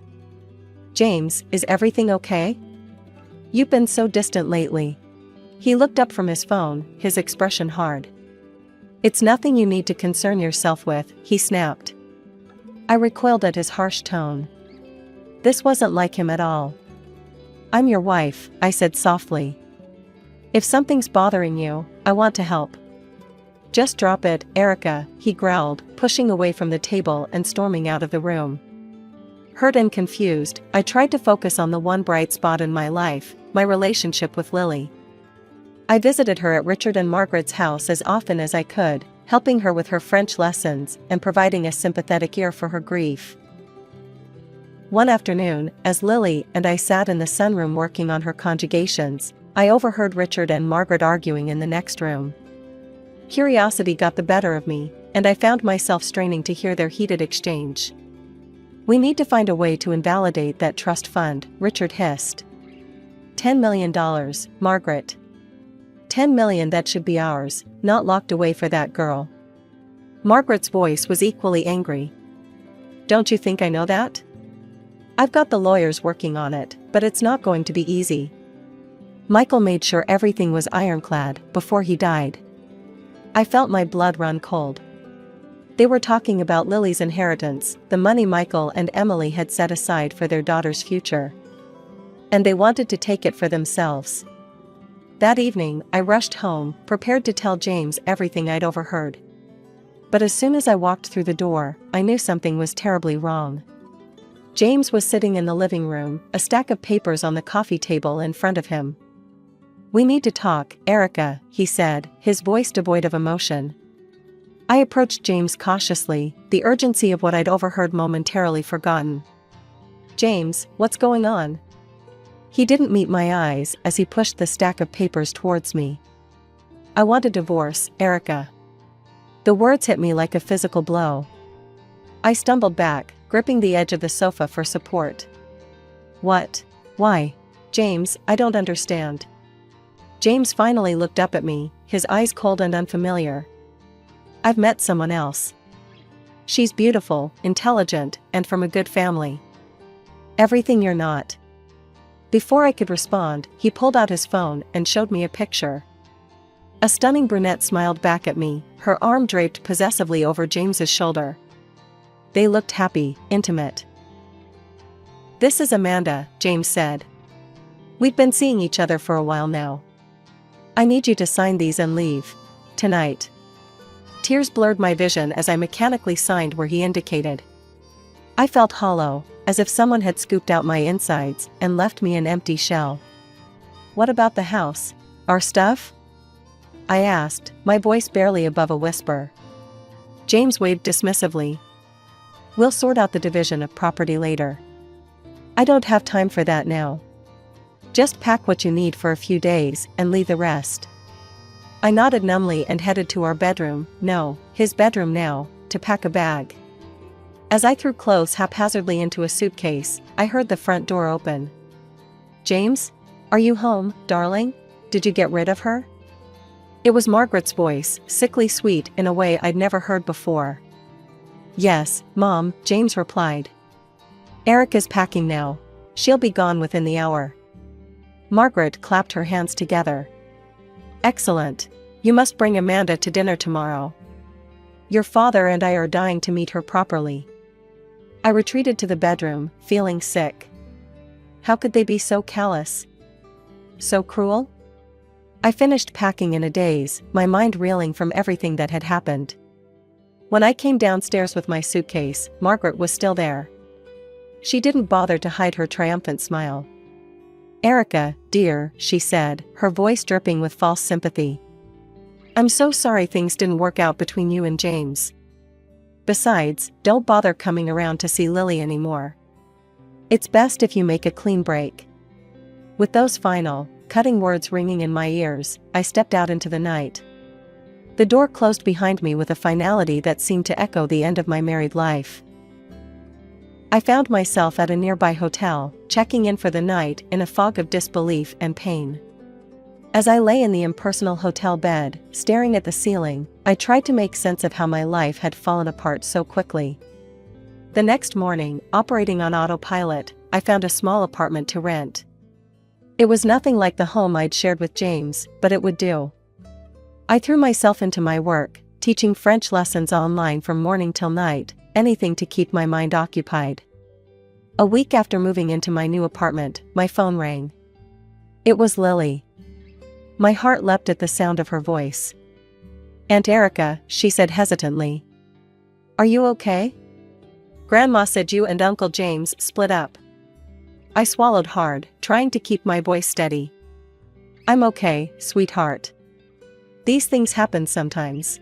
How are you doing?" As we chatted, Lily hesitantly told me about James bringing his new girlfriend to dinner. "She's pretty," Lily said. "But she's not as nice as you. I don't like her." I didn't know how to respond to that, so I changed the subject, asking about her school and her friends. But as we talked, I couldn't shake the feeling that something wasn't right. Lily seemed nervous, on edge. Over the next few weeks, I tried to establish a new normal. One evening, as I was grading papers, my phone buzzed with a message from Lily. "Aunt Erica, I'm scared. Can we talk?" Alarmed, I immediately called her back. When she answered, her voice was barely above a whisper. "Aunt Erica, weird things are happening here." "What do you mean, sweetie?" I asked, concern flooding through me. Lily hesitated before continuing. There are always these strange people coming to the house. They argue with Grandpa and Grandma a lot. They talk about money and something called a trust fund. It sounds like Grandpa and Grandma owe them something. My blood ran cold as I remembered the conversation I'd overheard about Lily's inheritance. I tried to keep my voice calm. Lily, honey, I want you to be very careful, okay? Don't let anyone know you're telling me this. I won't, she promised. I've been recording some of their conversations on my phone. And I kind of got into Grandpa's computer and copied some files. I was shocked by her resourcefulness. Lily, that's very clever, but also very dangerous. You need to be careful. The next day, I received an email from Lily. It contained audio files, photos, and documents she'd managed to gather. With shaking hands, I began to go through the material. What I discovered left me reeling. The audio recordings captured heated arguments between Richard and various individuals, all demanding repayment of large sums of money. The photos showed clandestine meetings in dimly lit rooms, with Richard handing over envelopes to shady-looking characters. But it was the documents that truly horrified me. Spreadsheets detailing the production and distribution of counterfeit medicines. Falsified lab reports. Forged prescriptions. It was all there in black and white. As I delved deeper into the files, I uncovered the true extent of the operation. Richard had set up a fictitious pharmaceutical company, using it to supply counterfeit drugs to pharmacies and clinics. Even worse, he was using these fake medicines in his own hospital, bribing doctors to cover up the deception. My hands shook as I closed my laptop. What should I do with this information? Going to the police seemed like the obvious answer, but I hesitated. What if James was involved? And what about Lily? She was living in that house, surrounded by these dangerous people. As night fell, I made a decision. Despite everything that had happened, I needed to talk to James. He deserved to know what his father was doing. I picked up my phone and dialed his number, my heart pounding. After several rings, he answered. Erica? His voice was confused, wary. Why are you calling? James, we need to talk, I said, trying to keep my voice steady. It's about your father. There's something you need to know. He was silent for a few seconds, and then he asked me to meet. I agreed, and James gave me an address, a small cafe on the outskirts of town. As I drove there, my emotions were in turmoil. The cafe was nearly empty when I arrived. James was sitting in a corner booth, looking haggard and older than I remembered. As I slid into the seat across from him, I noticed dark circles under his eyes and a tension in his shoulders that I'd never seen before. Erica, he began, his voice low, I've been working with the police for months. We're building a case against my father and his entire operation. I stared at him, stunned. What? But, the divorce? Amanda? James ran a hand through his hair. It was all part of the cover. I needed to distance myself from you, to keep you safe. Amanda is an undercover officer. We needed a way to get her into the family circle without suspicion. My head was spinning. So, our marriage, it wasn't real? No, Erica, James said, reaching across the table to take my hand. Our marriage was the only real thing in all of this. I love you. I've always loved you. Pushing you away was the hardest thing I've ever had to do. Tears welled up in my eyes as relief and anger warred within me. Why didn't you tell me? I could have helped. I couldn't risk it, James said, his voice pained. My father's network is vast. If there was even a hint that you knew something, you'd be in danger. I couldn't bear the thought of anything happening to you. As James continued to explain, I learned the full extent of the investigation. It wasn't just Richard involved, there were corrupt doctors, pharmacists, and even government officials implicated. The case was massive, with potential ramifications that reached far beyond our small town. But what about Lily? I asked, suddenly remembering my niece's fear. She's living in that house, James. She's scared. James's face darkened. I know. We're working on a way to get her out safely. But it's complicated. We talked late into the night. When we finally parted ways, James pulled me into a tight embrace. I'm so sorry for everything I put you through, he whispered. When this is all over, I promise I'll make it up to you. I clung to him, savoring the feeling of being in his arms again. But as I drove home, a nagging worry settled in my stomach. Despite James's assurances, I couldn't shake the feeling that Lily was in immediate danger. The next morning, I was jolted awake by the shrill ring of my phone. Lily's name flashed on the screen, and my heart raced as I answered. Aunt Erica. Lily's voice was a panicked whisper. They're packing. They keep saying they need to get out before it's too late. I sat bolt upright, fully alert now. Lily, listen to me carefully. Are you safe right now? Can they hear you? I'm hiding in my closet, she replied. But I don't know how long before they. Suddenly, there was a commotion on the other end of the line. I heard Lily gasp, followed by the muffled sound of a struggle. Lily? Lily! I shouted into the phone, but the line went dead. Panic surged through me. Without thinking, I threw on some clothes and rushed out of my apartment. I knew I should call James or the police, but there was no time. When I arrived at the house, I saw frantic activity through the windows. Shadows moved back and forth, and I could hear raised voices inside. Taking a deep breath, I approached the front door and rang the bell. For a moment, everything went quiet. Then, the door swung open, revealing Richard's surprised face. Erica, what are you doing here? He asked, his voice strained. I plastered on a fake smile. I left some of my things here when I moved out. I was hoping I could collect them. Richard's eyes narrowed suspiciously, but before he could respond, I heard Lily's voice from inside the house. Aunt Erica, help me. Without hesitation, I pushed past Richard and ran into the house. The scene that greeted me was chaos. Suitcases were strewn about, drawers left open, papers scattered everywhere. Margaret stood in the living room, gripping Lily's arm tightly. Let her go, I demanded, my voice stronger than I felt. What happened next was a blur. Richard lunged at me, but years of yoga had made me quicker than he expected. I dodged his grasp and made a dash for Lily. Margaret, in her surprise, loosened her grip, and Lily broke free, running towards me. We almost made it to the door when I felt a sharp pain in the back of my head. Richard had grabbed a heavy bookend and struck me. I stumbled, my vision blurring, but I managed to push Lily towards the door. Run, Lily! Get help! I shouted as I fell to my knees. The last thing I saw was Lily's terrified face as she ran out the door. Then, darkness engulfed me. I don't know how long I was unconscious. When I came to, I found myself bound to a chair in what looked like Richard's study. My head throbbed, and I could feel something warm trickling down my neck, blood. Richard paced the room, running his hands through his hair. We need to leave now. Before the police arrive.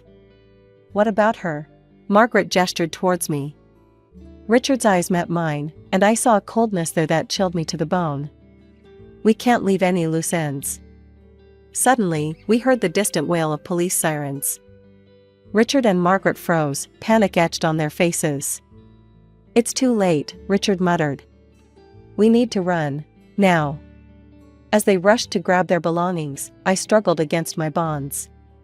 The sirens grew louder, and I heard car doors slamming outside. Richard and Margaret were shouting at each other now, their carefully constructed facade crumbling in the face of imminent arrest. Just as I felt the ropes loosen, the study door burst open. James rushed in, followed by several police officers. Erica, he cried, running to my side and quickly untying me. As the police handcuffed Richard and Margaret, reading them their rights, James pulled me into a tight embrace. I'm so sorry, he whispered. When Lily called me, I came as fast as I could. I sagged against him, relief washing over me. Lily? Is she safe? James nodded. She's outside with a social worker. She's shaken up, but she's okay. The next few days passed in a blur of police statements, medical examinations, and sleepless nights. I was diagnosed with a mild concussion from Richard's attack, but the doctors assured me I would recover fully. As I sat in the hospital bed, James by my side, we watched the news unfold on the small television in the corner of the room. The arrest of Richard, a prominent figure in our community, had sparked a media frenzy. Headlines screamed about the counterfeit drug king and the hospital of horrors. The scale of this operation is unprecedented, a grim-faced police chief announced at a press conference. We're looking at hundreds of millions of dollars in damages, and countless lives put at risk. As we were listening to the news, reliving the traumatic events, a knock at the door interrupted us. A tall, serious-looking woman in a suit entered the room. "Mr. and Mrs. Harrison," she said, her voice crisp and professional. "I'm Detective Laura Chen. I'm leading the investigation into your father's operation. I was hoping I could ask you both a few questions." Over the next hour, we recounted everything we knew. James explained his involvement with the police investigation, while I shared the information Lily had gathered and the events leading up to my confrontation with Richard and Margaret. Detective Chen listened intently, taking notes. When we finished, she looked at us with a mix of admiration and concern. "You've both been through a lot," she said. "And I'm afraid it's not over yet. The trial is going to be long and difficult. Are you prepared for that?" James and I exchanged a look. "We'll do whatever it takes to see justice done," I said firmly. As Detective Chen left, promising to keep us updated on the case, another visitor arrived, Lily, accompanied by her social worker. "Aunt Erica," she cried, rushing to my bedside and throwing her arms around me. I was so scared. "I thought they were going to hurt you." I held her tight, feeling her small body shake with sobs. "It's okay, sweetheart. You were so brave. You saved us all. But we have another long battle ahead of us." And long it was. The case dragged on for over 2 years, making headlines across the country. As I recovered and we tried to rebuild our lives, the trial loomed over everything. Finally, after months of testimony and mountains of evidence, the verdict came in. Richard and Margaret were sentenced to lengthy prison terms. All their assets, including the trust fund they had set up for Lily, were confiscated as proceeds of crime. As we left the courthouse after the sentencing, I felt a strange mix of relief and sadness. Justice had been served, but at what cost? So many lives had been destroyed, including those of people I had once considered family. After the dust settled from the trial, James and I focused on rebuilding our lives. The most important part of that was Lily. We'd grown so close during the ordeal, and now it was time to make it official. The adoption process was a whirlwind of paperwork and interviews, but finally, we stood before a judge who declared us Lily's legal guardians. As we left the courthouse, Lily between us holding both our hands, I felt a surge of emotion. "We did it," I whispered to James, tears in my eyes. He squeezed my hand. "We're a real family now." With guardianship came the responsibility of managing Lily's inheritance from her parents. It was a daunting task, but we were determined to do right by her. "What do you think about renting out the house?" James suggested one evening as we pored over financial documents.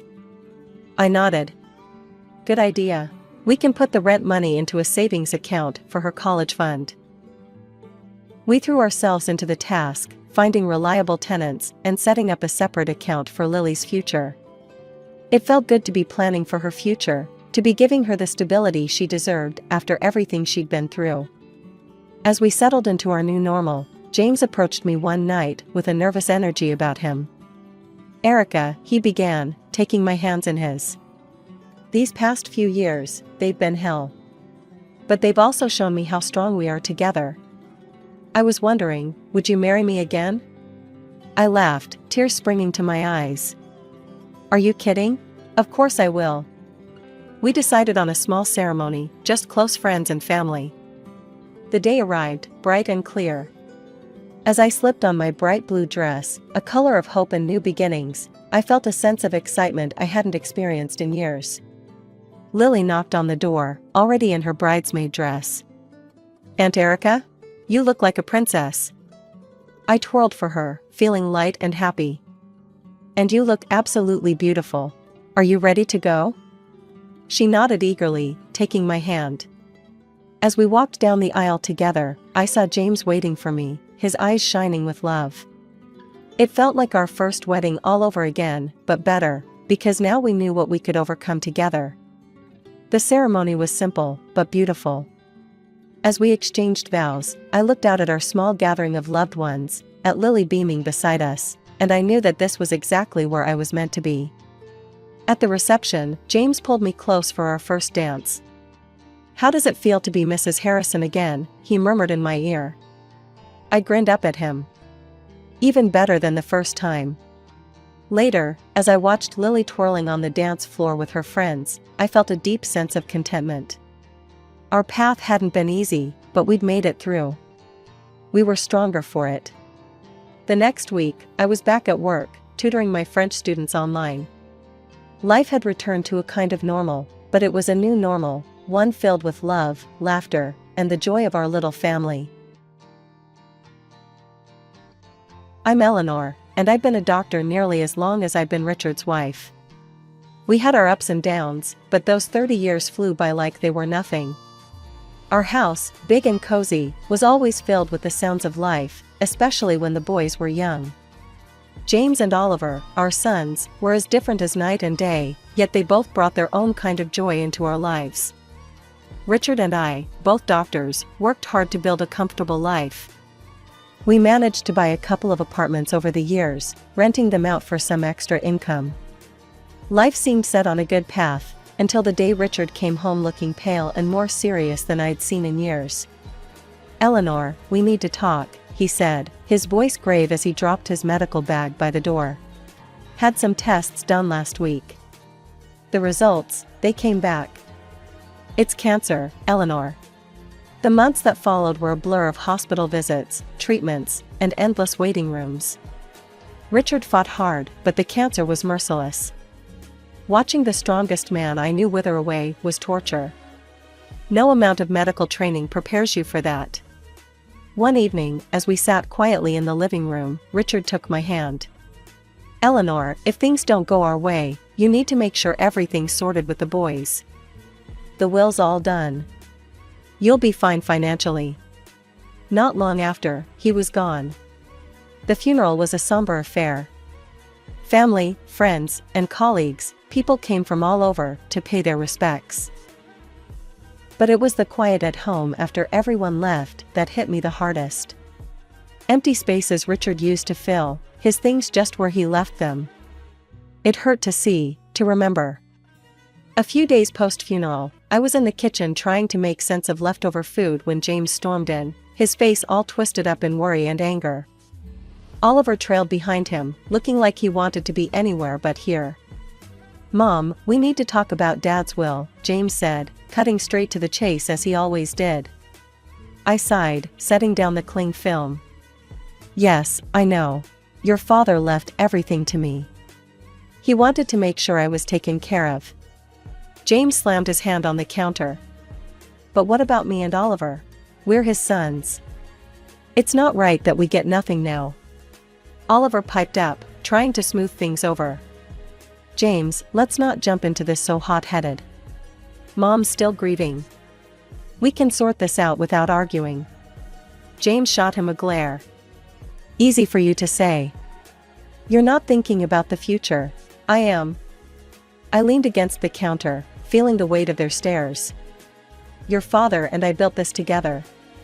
He trusted me to handle things. But I hear you, James. It's not my plan to cut you out." "So, what, then?" James said, crossing his arms, his voice rising a notch. "We just wait until, what? You think it's a good time to give us our share?" "James, watch your tone," I snapped, my patience fraying. "I am still your mother." Oliver stepped between us, his hands up like a referee.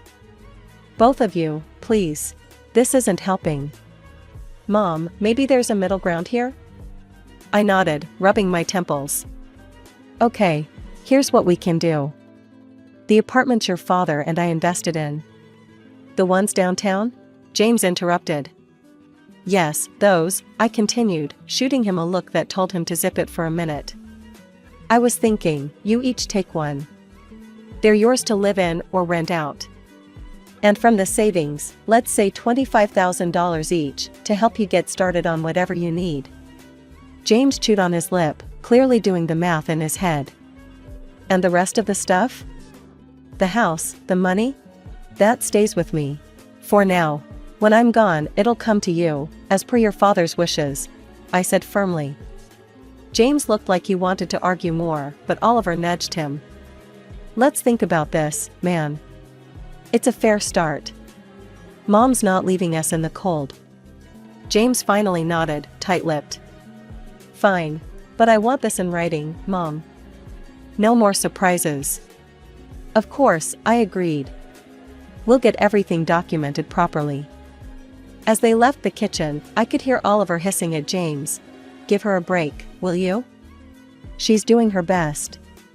James muttered something under his breath I couldn't catch, and I didn't really want to. As I washed up the dishes, I wondered if Richard could see us, and what he'd think. I hoped I was doing the right thing, but only time would tell. And time, that tricky thing, wasn't always a friend. It was a sunny afternoon, a rare kind that makes everything seem alright, when James brought Isabella over to meet me for the first time. They hadn't been dating long, but James was already head over heels. You could tell by the way he was fussing over her, which wasn't like him at all. They walked in, and right off the bat, Isabella had this air about her, like she owned the place. Dressed to the nines, she breezed into my living room with barely a hello, her eyes scanning everything.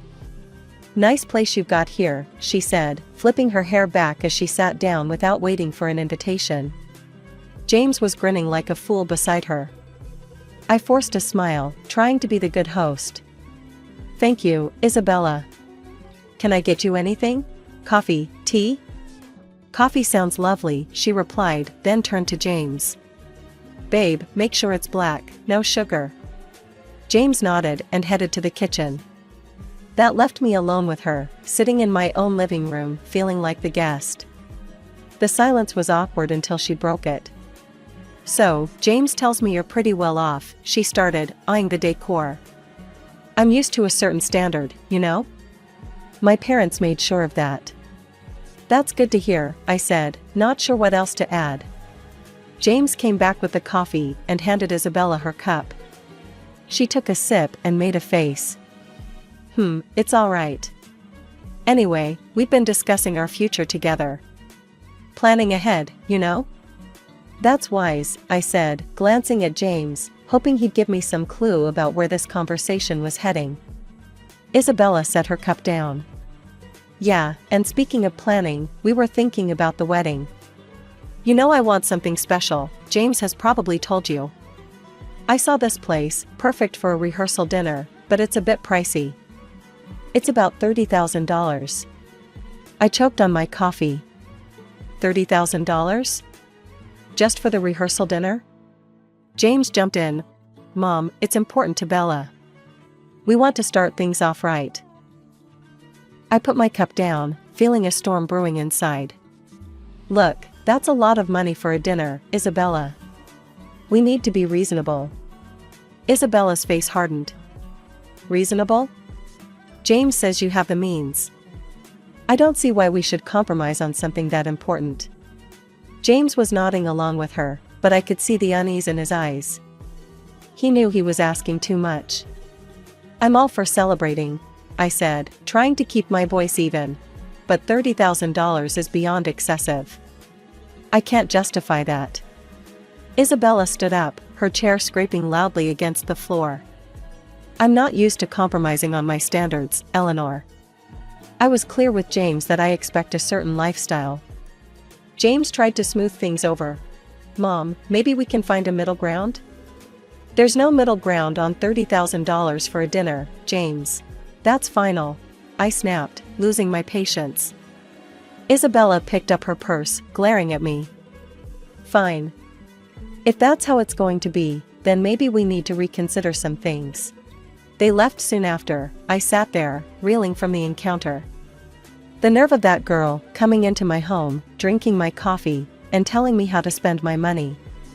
It felt like a slap in the face, a wake-up call I wasn't ready for.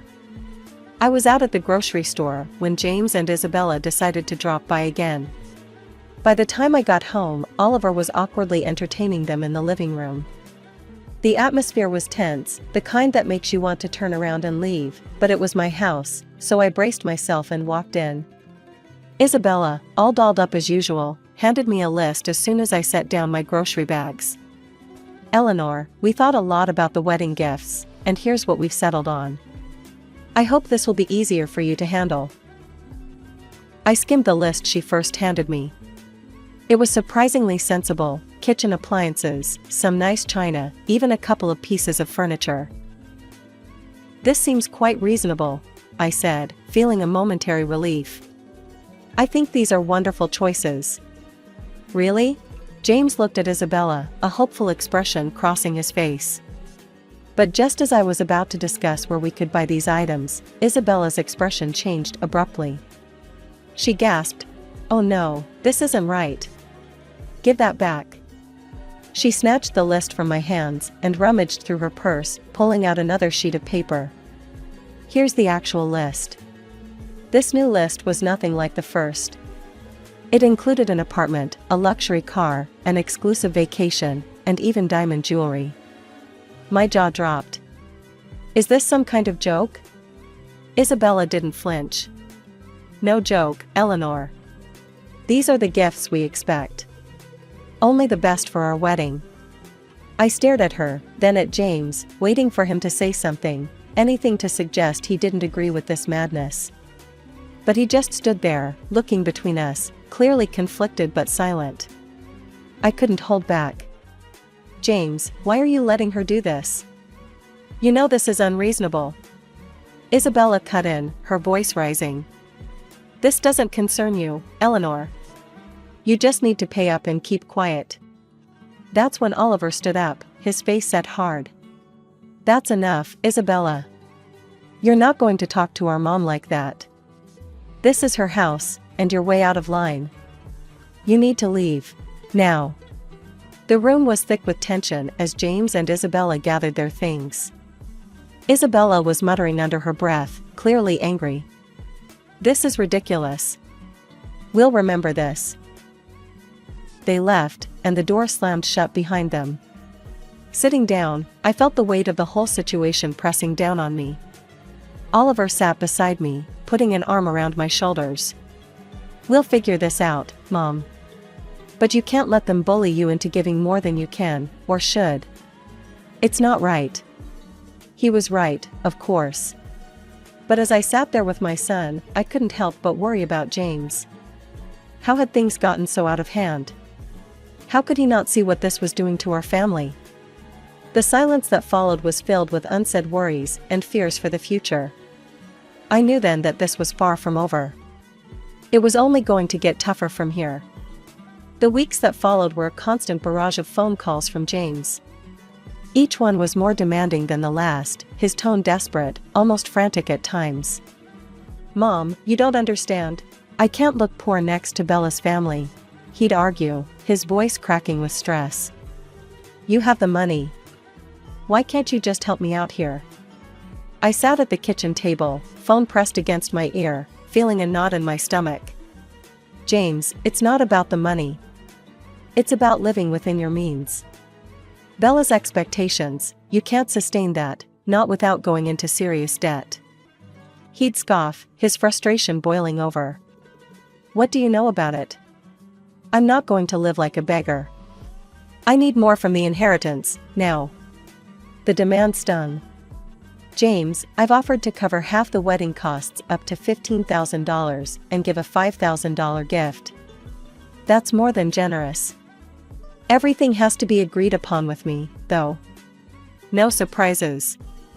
There was a pause, then a sharp laugh from him. "That's nothing. You're just being stingy. You have $1 million sitting there. Why are you holding out on me?" "Because it's not just about the money," I replied, my patience wearing thin.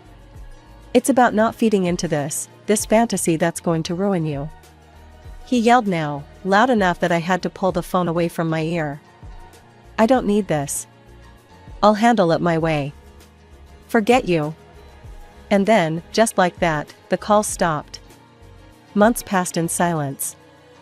I tried to busy myself with daily routines, trying not to worry about James, but the peace was short-lived. The phone rang one afternoon, and it was my sister-in-law, Anita. Eleanor, I thought you should know. Anita's voice was hesitant, careful. James is flying all the wedding guests to Hawaii. He sold his apartment to fund it. And he expects you to get there on your own. He mentioned you weren't interested in helping, so. I hung up, a mix of anger and sorrow churning inside me. How could he be so reckless? Before I could process it all, Oliver came into the room, his expression grim. Mom, there's something you need to hear. I recorded their conversation when they were sitting here in the living room. He handed me an audio recorder. I pressed play, and the voices of James and Isabella filled the kitchen. James, your mom is just a nasty old woman with a fat wallet. We need to squeeze as much as we can out of her and then cut her off. James's voice responded, chillingly agreeable. Whatever it takes, Bella. I'm not going to let her control us. If it comes down to it, I'll kick her out in her underwear. I turned off the recorder, my hands trembling. To hear my own son speak like that about me, his mother, it was too much. The room spun as I tried to comprehend the depth of his betrayal. Flying to Hawaii was a decision I didn't make lightly. Oliver was by my side, both of us tense but determined to face whatever awaited us. When we landed and approached the venue, I was taken aback by the sheer opulence of it all. Flowers everywhere, lights strung like stars across the evening sky, and music floating in the air. As we walked into the gathering, I spotted James and Isabella mingling with guests. They looked like a picture-perfect couple, all smiles and laughter. My heart ached to see my son so lost in this fabricated paradise. Before I could take another step towards them, Isabella spotted us. Her smile vanished, replaced by a scowl as she marched over, her high heels clicking angrily against the stone pathway. You shouldn't be here, she hissed, stopping just inches from me, her voice loud enough to draw attention. This is my day, and you're not welcome. I was stunned, but before I could respond, her parents, who had overheard, came over. Her father, a tall, stern-looking man, spoke first. Isabella, that is no way to speak to your guest, much less to James' mother. His tone was harsh, a reprimand that made her cheeks flush with embarrassment. Her mother, looking equally appalled, turned to me with an apologetic smile. Eleanor, please, come with us. Let's find you a place to sit. They guided us away, leading us to a table at the edge of the setup, clearly an afterthought with no proper setting. The ceremony started soon after, with speeches that felt hollow given the tension. Then, unexpectedly, I was handed the microphone. I stood, my legs shaky, but my resolve firm. I came here today to wish my son and his new wife a happy future, I began, my voice steady despite the trembling inside. But I also believe in honesty and integrity, something that's been sorely missing from the events leading up to this day. Isabella's face went from pink to red, her eyes glaring daggers at me. I was asked for money, time and again, in amounts that no reasonable person would find justifiable. When I couldn't meet these demands, I was threatened with separation from my family and future grandchildren. My voice cracked a bit, but I pressed on. Oliver, seeing my distress, stepped closer, placing a supportive hand on my shoulder. I nodded at him, then turned on the audio recording he had made. Isabella's voice filled the air, cold and calculating, discussing how they would milk more money from me. James' voice agreed, saying he was prepared to leave me with nothing for the sake of his bride. The crowd murmured, the air thick with shock and disapproval. I turned off the recorder, the silence heavy. I gave my son an apartment and $25,000, and yet, it was never enough. Today, I'm making it clear, I will not be treated as an ATM or threatened. I am disowning James and Isabella. I wish them well, but from this day forward, I am choosing to remove myself from their lives." The reaction was immediate. Isabella screamed, her voice shrill and wild. "You've ruined my wedding. I curse you." After everything that had happened, coming back home was bittersweet. In the quiet, I made a decision that startled even me. I quit my job. I'd spent years healing others as a doctor, but now, it was time to heal myself and rebuild the life that the recent storms had scattered. Oliver, bless his heart, had just graduated from art college and was brimming with ideas and ambition. With the $25,000 I had given him, he opened his own tattoo parlor. It wasn't just any shop, it quickly became a place where art and skin met in stunning displays. Oliver poured his soul into his work, and it paid off. He started entering tattoo contests, and soon enough, his name was on every local's lips. Before we knew it, he was opening more locations, creating a network of salons that became a hotspot for tattoo enthusiasts. I'd watch him sketch late into the night, his dedication a stark contrast to the chaos his brother had chosen. "You're doing amazing, Ollie," I'd say, pride swelling in my chest. It was during these calm months that James reappeared. One afternoon, he showed up at the door, his eyes tired, his shoulders slumped, so different from the ambitious, sharp man he once was. "Mom, I need to talk," he said, not waiting for an invitation to sit. His voice was weary, a far cry from the demanding tone I'd grown accustomed to. I sighed, motioning for him to continue. "What is it, James?" "It's Bella, she's driving me insane. Wants more and more, nothing's ever enough. I got a second job, but it's still not enough for her." His words were desperate, but they couldn't erase the past so easily. "James, I warned you. I told you, living like that, with someone like her, it's unsustainable." He rubbed his face, frustration clear. I know you did, but I thought." His voice trailed off, hopelessness taking the place of explanation. "Thought what? That money would just appear because you wanted it to?" My tone was harsh, but years of pent-up frustration made it hard to soften it. "Look at your brother. He started with the same amount and made something of himself without stepping on others." James bristled. "Yeah, well, not everyone's like Oliver, are they? I have rights to the inheritance too, remember? And when you're gone, it'll come to me." That was the last straw. "Get out, James," I said, my voice cold, resolute. "And don't come back. Not this time. You chose your path." His jaw tightened, and for a moment, I thought he might argue more. But then he turned and walked out, the door slamming shut behind him. As I stood in the silence that followed, Oliver came downstairs, having heard the last part of our exchange. "Are you okay, Mom?" I nodded, wrapping my arms around him. "I am now. Thanks to you. Let's just focus on the good we can do, on the life we can build." He hugged me back, his presence a comforting assurance that not all was lost. In that moment, I knew that despite the heartaches, the journey was still worth it. We had each other, and that was enough to keep moving forward. After the storm had passed with James, our home settled into a calm I hadn't felt in years. It was during this quiet period that Oliver brought someone special home. Her name was Sarah, and she was everything Isabella wasn't: kind, humble, and genuinely caring. As the weeks turned into months, their relationship grew stronger, and soon they announced their engagement. The wedding, unlike the extravagant affair that was James, was a simple, heartfelt ceremony in our backyard.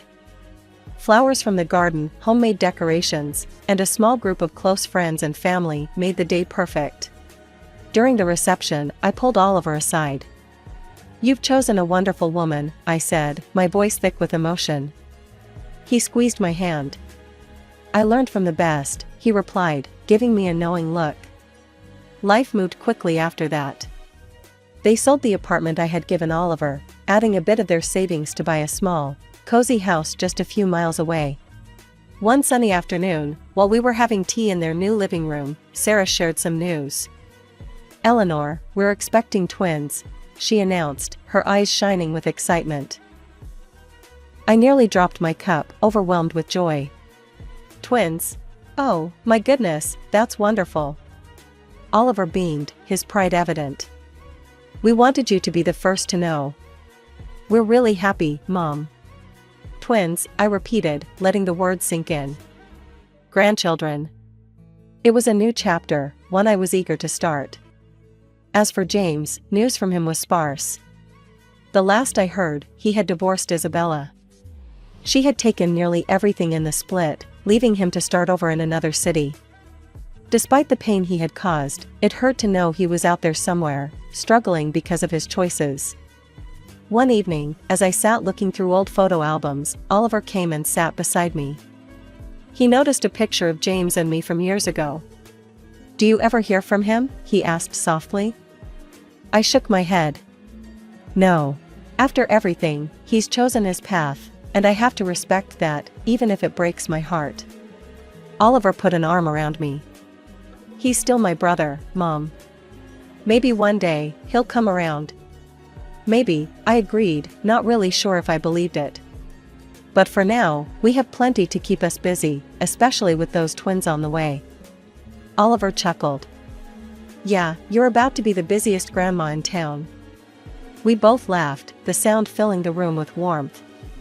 Despite the past, despite the mistakes and heartaches, this moment, here with Oliver, felt like everything was exactly as it should be.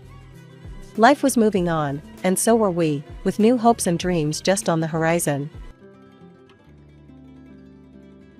Hi there, I'm Daisy. At 29, I've been around cameras more than people sometimes. They say if you grew up like I did, with parents owning a string of hotels and restaurants, you'd stick to that silver spoon. But not me. I ditched the family business for a camera and nature's own backdrop. Freelancing was my jam, shooting for whoever liked my style, magazines mostly, sometimes ads, you know the deal. So, here's how it all kicked off. My trusty old camera, the one that saw me through countless shoots, finally gave up on me. Kaput. And instead of clicking my way to a quick online fix, I figured I'd hit the local tech shop. Needed to feel the heft of a new camera in my hands before buying. Walking into that tech store was like any other day, except it wasn't. I browsed through the aisles of cameras when this guy, about my age, popped up beside me. Looking for something specific? He asked, his tone casual, not the usual sales pitch I expected. Yeah, something that won't bail on me mid-shot, I replied, half joking. He chuckled. I get that. What's your focus? Landscape, portraits, street scenes? Mostly nature, but I like to mix it up with urban landscapes. Keeps things fresh, I explained, warming up to his genuine interest. Mark, that was his name, walked me through the latest models, explaining specs like he was reciting his favorite book. Not once did he try to shove the priciest tag in my face. It was refreshing. So, what do you think? Willing to take this one for a spin? He gestured towards a sleek model that seemed to fit the bill. Might as well. Can't have my next gig without a reliable sidekick. I grinned, making the decision easier than I thought. Mark processed my purchase, and as he handed over the bag, he tossed in, "Hey, I could use your number. You know, just to make sure everything's working great for you." I laughed, seeing right through his not-so-sly move. Sure, why not? But if I end up with spam texts, you're buying me coffee as compensation. Mark did call, not about the camera, but to ask me out. I said yes. Why not, right? Life's short and all that. After the camera store meet cute, Mark and I were pretty much inseparable. You know how it is when you just click with someone? Yeah, that was us. Always out and about, him with his quirky facts about tech, and me showing him the city through the lens of my camera. One chilly evening about 6 months in, Mark called me up, all excited. Daisy, pack a bag for the weekend. I've got a surprise. Mark, I swear if you've signed us up for some weird survival camp, you're sleeping on the couch. I joked, but I was already pulling on my boots. He picked me up in his rickety old Jeep. God, that thing was a death trap, but he loved it, and we headed out of the city. It was one of those drives where the music's playing, but you're both kinda lost in your own thoughts, you know? Excited, a bit nervous, wondering what's up. Turned out, he booked us a little cabin by the lake. Not fancy, but perfect. Just us, the woods, and a sky full of stars. That night, we sat by the fire, roasting marshmallows, the cheap ones that turned perfect golden brown, and I could tell he was itching to say something. "So, Daisy, you know I suck at this kinda stuff," Mark started, poking the fire with a stick. "But, I've been thinking a lot." I raised an eyebrow, munching on a marshmallow. "Thinking can be dangerous, Mark. What's on your mind?" He chuckled, took a deep breath, and then turned to me, his face half lit by the firelight. "I love this, you know? Us. And I'm kinda hoping you do too." I leaned in, nudging his shoulder. "Yeah, I kinda do." He fumbled in his pocket, pulled out a small box, and it hit me. "Oh, this is happening." Mark just went silent, looking serious and kinda scared all at once. "Marry me, Daisy. For real." The box popped open, and there it was. A simple ring, nothing flashy. Just perfect. I didn't expect to, but I laughed. It was either that or cry, right? "Mark, this is the worst proposal ever." "Of course, I will." He grinned, relief washing over him. "Damn, I thought you'd need more convincing. Just promise me no more surprises like this without a warning." "No promises," he teased, slipping the ring on my finger. We spent the rest of the night just sitting there, the fire dying down, talking about what this all meant for us. No big dreams, just real stuff, like whether we should get a new couch or if his Jeep would make it through another winter. The next day, we spent it lazy by the lake, skipping stones, and talking about how to break the news to our families. Mark's a bit estranged from his folks, they're tough nuts, always on about money and whatnot. He warned me they might not take it well, seeing as I wasn't exactly rolling in dough in their eyes. "Let them talk," I said, tossing a stone across the water. "We know what we have, and that's enough." Mark nodded, watching the ripples. "Yeah, it's us against the world, huh?" "Always," I confirmed, knowing it wouldn't be easy, but also that it'd be worth it. Little did I know just how rocky it would get with his family, but for that moment, it was just us and the future. And that was enough. A couple of weeks after Mark popped the question, it was time to meet the infamous in-laws. We drove over to their place on a Sunday. I was a bundle of nerves, fussing over my hair and my clothes, wanting to make a good impression. The moment we stepped through the door, it was like walking into a cold gust. Mark's mom looked me up and down as if I was something the cat dragged in. His dad wasn't much warmer, eyeing us with a skeptical squint that made my stomach knot. "So, Daisy was it?" his mom started, not even a smile. "Who do you work for? What's your salary like?" I blinked, taken aback by the bluntness. I'm a freelance photographer. I work for myself, so my income varies."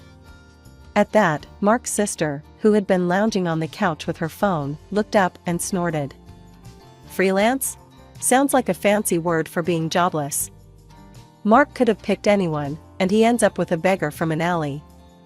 Their laughter stung, and I felt my face go hot with embarrassment. Mark's hand found mine, giving it a squeeze. "Hey, that's enough," he snapped, his voice firm, more forceful than I'd ever heard it.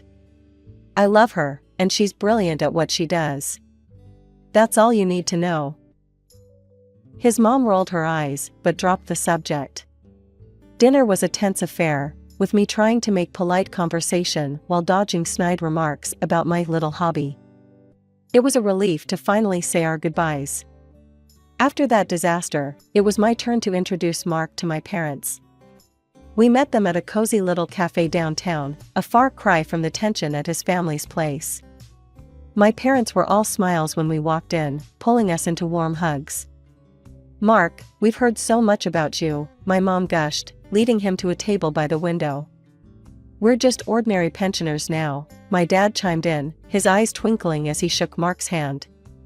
"Used to run a small business back in the day, nothing too grand." He winked at me, a silent promise to keep our little secret just that, a secret. Mark had no idea he was sitting across from two people who could buy his parents' house 10 times over without blinking. And that's how I wanted it, at least for now. So, Mark, tell us about yourself. Daisy's told us bits and pieces, but we want to hear it from you, my mom said, her tone inviting. Mark, looking more relaxed than he had in days, launched into his life story, from his struggles with his family's expectations to his dreams of starting his own tech company. My parents listened, nodding and throwing in questions here and there. As we sipped our coffees, it struck me how different this meeting was from the one with his family. No judgment, no prying into personal finances, just genuine interest and acceptance. It was like a balm to the burns of the earlier encounter. When we left the cafe, Mark squeezed my hand. Your folks are amazing, Daisy. Thanks for that, I needed it. I smiled up at him, my heart full despite the rocky start to our family introductions. They love you already, you know. Mark and I wanted a simple wedding.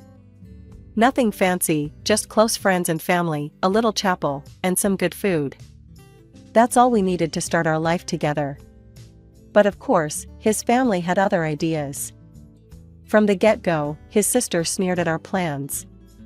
A modest wedding? More like a beggar's bash, she laughed one evening over dinner at their place, making everyone but Mark chuckle. His mother chimed in, really, Mark, you're setting yourself up to look like you can't afford anything better. I tried to keep my cool, focusing on my food. It's our wedding. We want it to be intimate and personal, I explained, hoping to smooth things over. Mark backed me up. Daisy's right. It's our day, our way. The wedding day arrived, and it was everything I dreamed of, simple and sweet. But true to form, Mark's mom and sister barely hid their disdain. They didn't mingle with my family, just sat there looking like they'd swallowed lemons. My parents tried to chat with them, but got icy stares in return. After the ceremony, when Mark and I moved into my apartment, that's when the real fun began. His mom and sister started dropping by unannounced, always around mealtime. They'd sit at my table, eating the food I made for us, while throwing digs about how I was living off Mark now. So, Daisy, still snapping pictures for pennies? His sister would ask, a smirk playing on her lips. I kept my tone light but firm. I do well enough. Photography can be pretty lucrative, you know. They exchanged looks, clearly not buying it.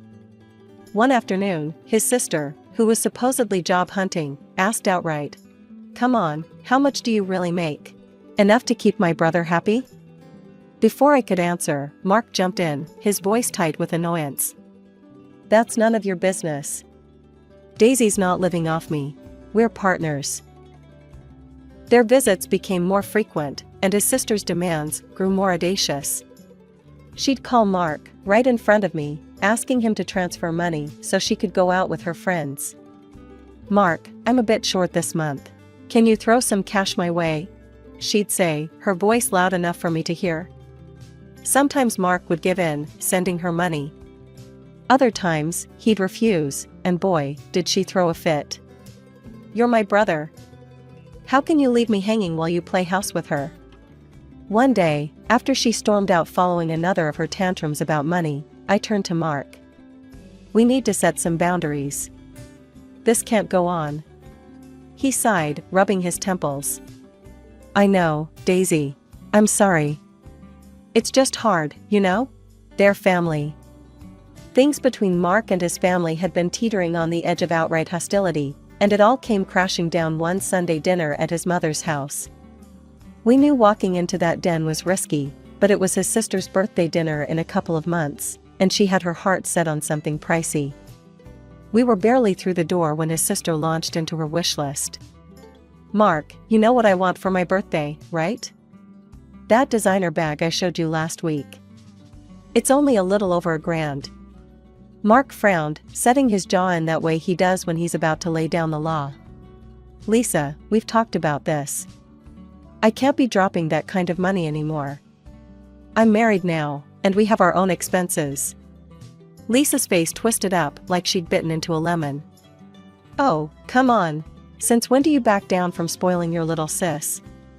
What, has Daisy got you on a leash now? The table went quiet. You could have heard a pin drop.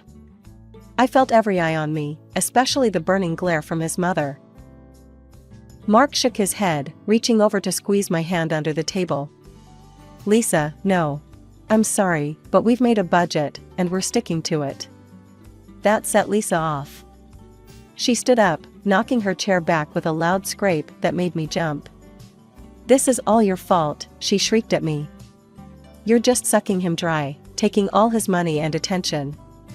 He used to have enough for me before you. I tried to keep my voice calm, but it was hard. Lisa, I haven't asked Mark to stop helping you out. We're just being responsible.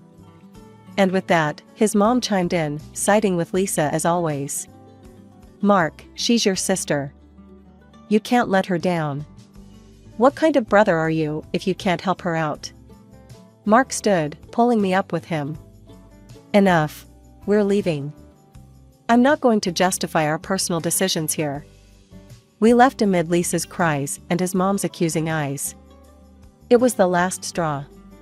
We decided then and there to cut off communication for a while. We needed peace, a break from the drama.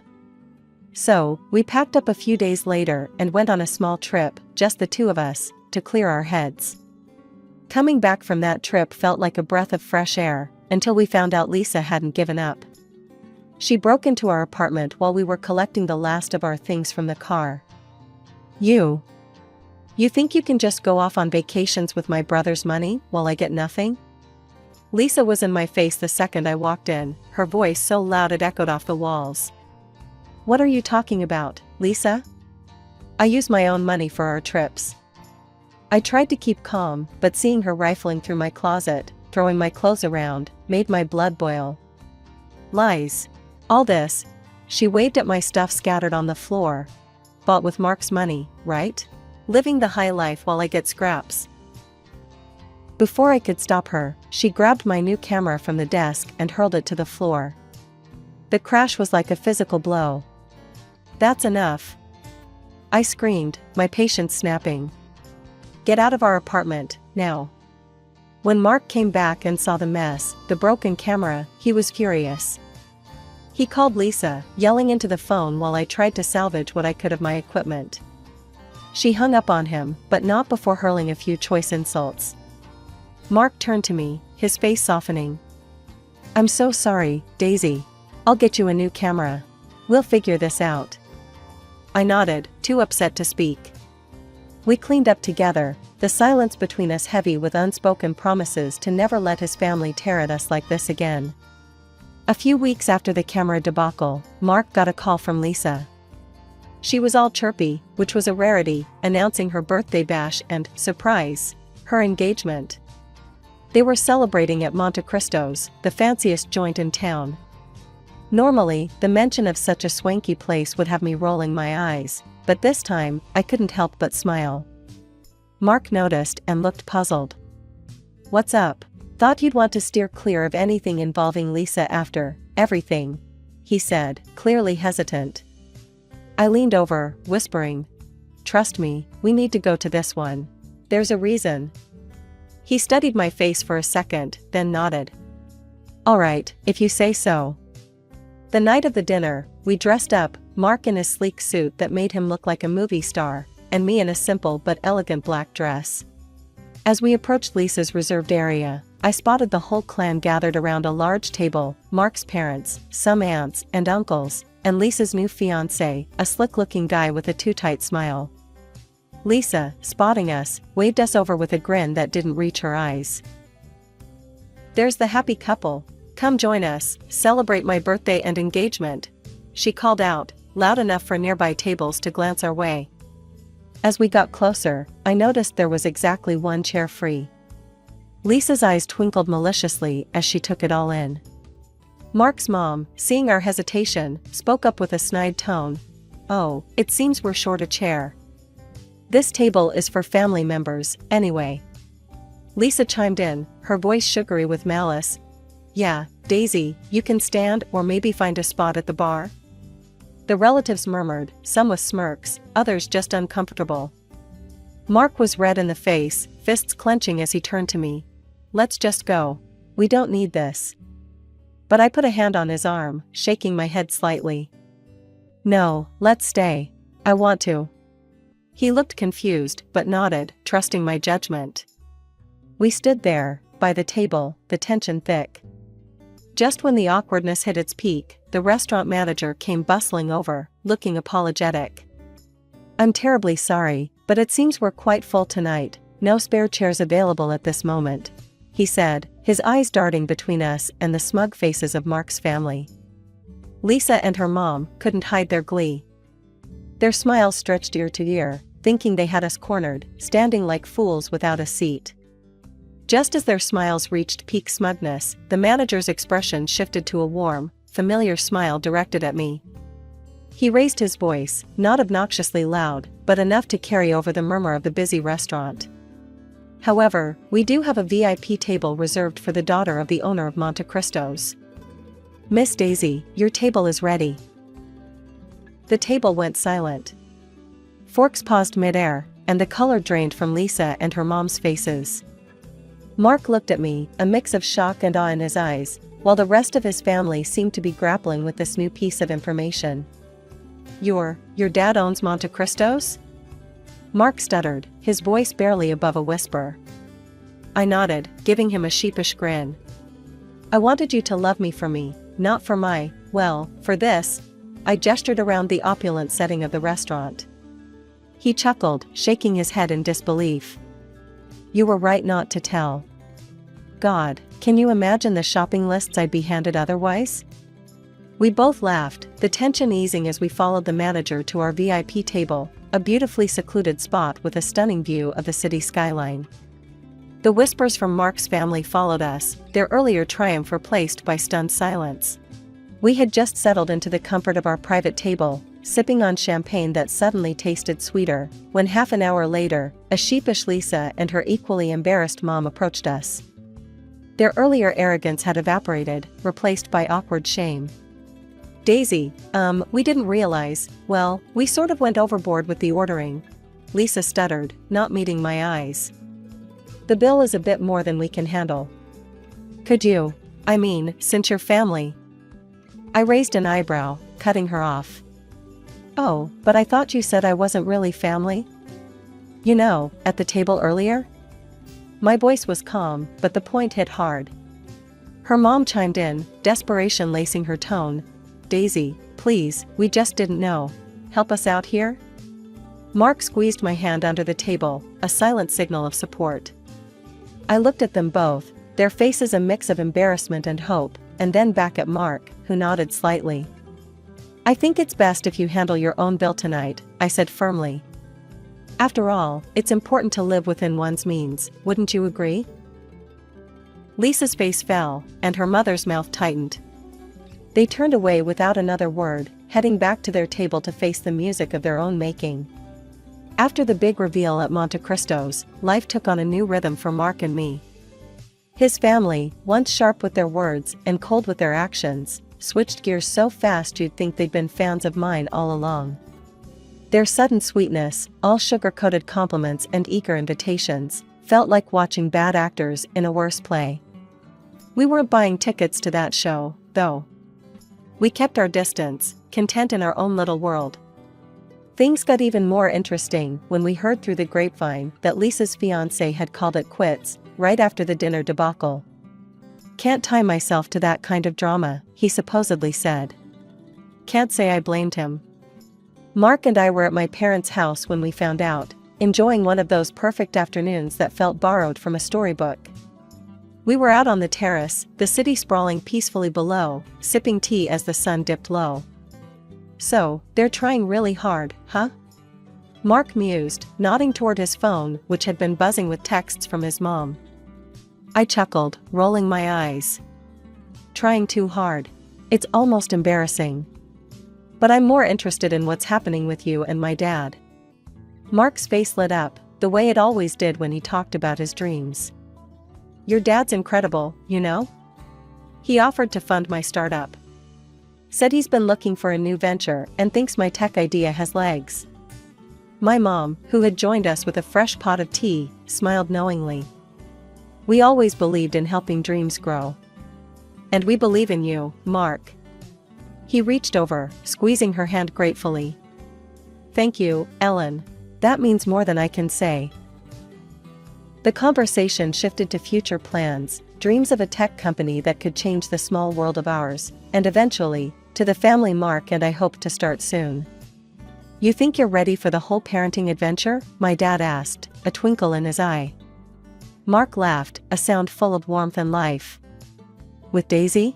I'd be ready for anything. And that's how our days went, filled with planning and dreaming.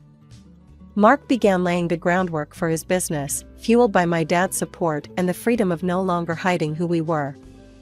And as for me, I kept shooting, capturing the world through my lens, only now I sometimes caught glimpses of a future that included a little one tugging at my skirt, asking to see what mommy sees. One quiet evening, as Mark and I lounged on our couch, the city lights twinkling like a promise outside our window, I broached the subject that had been on my mind. Mark, do you ever think about how crazy it is? How everything turned out? I asked, tucking my feet under his legs. He chuckled, pulling me closer. Every day. But I wouldn't change a thing. Not really. Not even your sister's theatrics? I teased. Well, maybe that, he conceded with a grin. But it brought us here, didn't it? To this moment. The rest of the night was spent making more plans, talking about nursery colors and the kind of parents we wanted to be. It was real, it was ours, and it was just beginning. As we finally turned in, the last thing I saw was the ring on my finger, a glittering reminder of where we'd been and where we were going. And I fell asleep thinking, this, right here, is what happiness feels like. My name is Sarah, and I've always believed that family is the most precious thing in life. I'm married to my loving husband, Jack, and we have 2 wonderful adult children, our son, Michael, and our daughter, Emily. Michael followed in his father's footsteps and became an engineer, while Emily pursued her passion for art. I couldn't have been prouder of both of them. Emily's artistic career took off quickly after college. She organized exhibitions that drew quite a crowd, and I never missed a single one. I remember her first major show like it was yesterday. The gallery was packed, and Emily's paintings were the talk of the evening. As I walked around the gallery admiring Emily's work, I spotted her talking animatedly with a tall, handsome man. Little did I know then that this man, David, would become her husband and the father of my granddaughter. Their whirlwind romance was a joy to watch. David seemed to adore Emily, and she was happier than I'd ever seen her. They married in a beautiful ceremony just a year after they met, and soon after, Emily announced she was pregnant. I was over the moon at the prospect of becoming a grandmother. When little Sophia was born, I fell in love all over again. She had Emily's dark curls and David's green eyes, a perfect combination of both her parents. It was around this time that Emily made a decision that surprised me. She announced that she was quitting her job to work from home and raise Sophia full-time. Are you sure about this, honey? I asked her one afternoon as we sat in her living room, watching Sophia play with her blocks. Your career was just taking off. I'd be more than happy to help with Sophia if you want to keep working. Emily shook her head, a determined look in her eyes. I appreciate the offer, Mom, but I want to do this myself. I'm ready to sacrifice my career for Sophia. She needs me right now. I couldn't quite shake the feeling that something was off about this decision, but I respected Emily's choice. After all, she was a grown woman capable of making her own decisions. As the months passed, I noticed that Emily became more distant. Our regular coffee dates became less frequent, and when I called, she always seemed to be busy. As Emily drifted away, I found myself spending more time with Michael and his wife, Lisa. When they had their son, Tommy, Lisa asked if I could help out as a nanny. Of course, I jumped at the chance. And so, I threw myself into my role as Tommy's nanny. It was exhausting but rewarding work, and it helped fill the void left by Emily's absence. Still, I couldn't help but wonder if Emily was upset about the time I was spending with Tommy. I wanted to talk to her about it, but she kept avoiding my calls and canceling our plans. As Christmas approached, I held on to hope that Emily would reach out. I imagined us all gathered around the tree, Sophia opening presents with wide-eyed wonder. But as the days ticked by, that hope began to fade. On Christmas Eve, I sent Emily a message. "Merry Christmas, sweetheart. We miss you and would love to see you tomorrow. Love, Mom." Hours passed, with no response. I tried to focus on the joy of having Michael, Lisa, and Tommy over, but Emily's absence cast a shadow over the festivities. Christmas morning came and still no word from Emily. As we sat around opening presents, I couldn't help but notice the empty spot where Emily, David, and Sophia should have been. "Mom, are you okay?" Michael asked, noticing my distraction. I forced a smile. "Of course, dear. Just thinking about how fast you've all grown up." But inside, I was seething. This wasn't just about missing a family gathering anymore. This was about crossing a line. After the presents were opened and the dinner was cleared away, I turned to Jack. "We need to go see Emily," I said firmly. "This has gone on long enough." Jack knew better than to argue when I used that tone. He nodded, and we began gathering gifts for Emily, David, and Sophia. As we pulled up to their house, I noticed that the curtains were drawn, and the Christmas lights that Emily usually put up were noticeably absent. My heart sank a little more. We approached the front door, arms laden with gifts. Jack rang the doorbell, and we waited. Seconds stretched into what felt like hours before we heard movement inside. The door creaked open, and there stood Emily. My heart nearly stopped at the sight of her. She looked different. Tired, yes, but there was something more. Her eyes, usually bright and full of life, seemed dull and weary. She was wearing long sleeves, despite the warmth of the house, and she held herself as if she was in pain. "Mom? Dad? What are you doing here?" Her voice was barely above a whisper. "Merry Christmas, sweetheart," I said, trying to keep my voice steady. "We missed you at the family gathering, so we thought we'd bring Christmas to you." Emily's eyes darted nervously behind her before she stepped onto the porch, partially closing the door behind her. That's really nice of you, but you shouldn't have come. I'm not feeling well, and I didn't want to get anyone sick." It was then that I noticed the bruise on her arm, partially hidden by her sleeve. My motherly instincts went into overdrive. "Emily, what happened to your arm?" I asked, reaching out to her. She flinched away from my touch, pulling her sleeve down. "Oh, it's nothing. I had a little accident the other day. Slipped in the bathroom. Clumsy me." I exchanged a glance with Jack. We both knew she was lying. "Where's Sophia?" Jack asked, trying to peek inside the house. "We brought her some presents." Emily's face softened at the mention of her daughter. "She's napping right now. But I'm sure she'd love to see you. Maybe she could come visit you tomorrow?" I nodded eagerly, grasping at this olive branch. "Of course. We'd love to have her over." We chatted for a few more minutes, the conversation stilted and uncomfortable. Emily kept glancing back at the house, as if afraid someone would overhear. As we were about to leave, I couldn't help but pull Emily into a hug. She stiffened at first, but then melted into my embrace. For a moment, I felt like I was holding my little girl again. The next day, I woke up early, my mind still reeling from our visit to Emily's house. I busied myself in the kitchen, preparing Sophia's favorite foods and setting up some art supplies. Around noon, the doorbell rang. I rushed to answer it, finding Emily standing there with Sophia. My heart ached at the sight of my daughter, her eyes darting nervously as if expecting trouble. "Hi, Mom," she said softly. "Sophia's excited to spend some time with you." I knelt down to Sophia's level, opening my arms. "Hello, sweetheart. Grandma's so happy to see you." Sophia hesitated for a moment before running into my embrace. I held her tightly, breathing in her sweet, familiar scent. Emily handed me Sophia's backpack. I've packed some of her things. I'll be back to pick her up this evening, okay? I turned my attention to my granddaughter, determined to make the most of our time together. Come on, sweetie. Let's go see what fun things Grandma has planned. We spent the afternoon drawing, baking cookies, and playing with dolls. It was wonderful to see Sophia laugh and play, but I couldn't shake the feeling that something was off. She seemed more subdued than usual, often glancing at the door as if expecting someone to burst in. As we sat coloring together, I decided to gently probe. Sophia, honey, is everything okay at home? Sophia's crayon paused mid-stroke.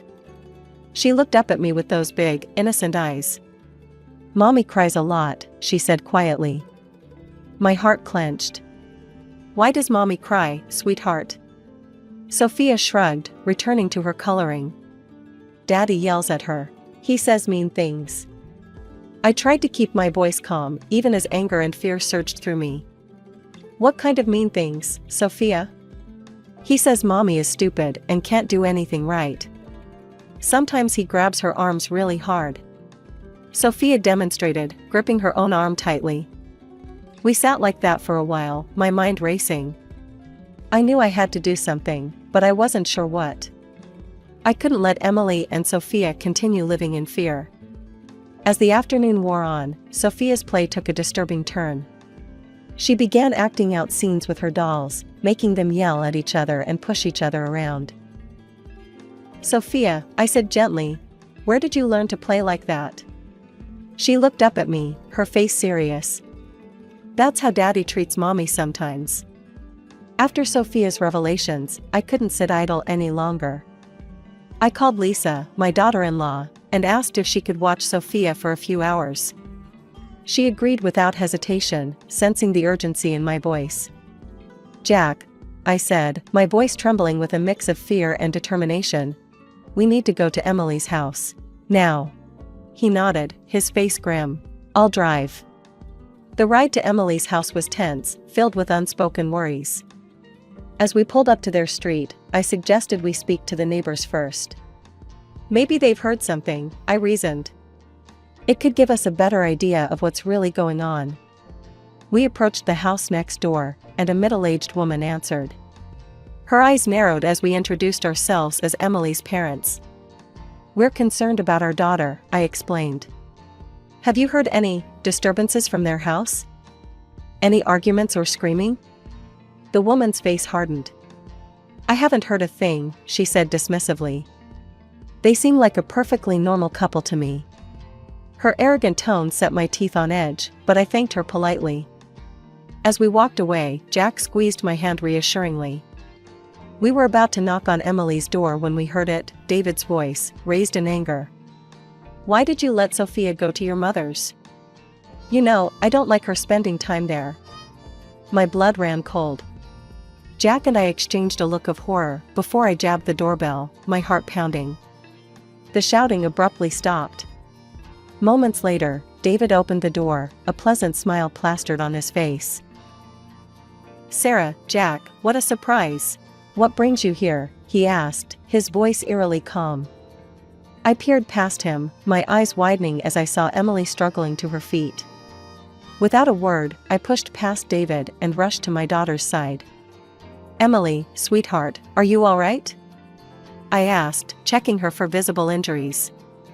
She nodded weakly, avoiding my gaze. Anger surged through me as I turned to face David. How dare you treat my daughter like this? I hissed, my voice low and dangerous. I know what's been going on here, and I won't stand for it any longer. David's facade cracked for a moment before he regained his composure. I think you've misunderstood, Sarah. I'm simply trying to raise my wife properly. She can be quite difficult sometimes, you know. Raise her? I spat. She's your wife, not your child.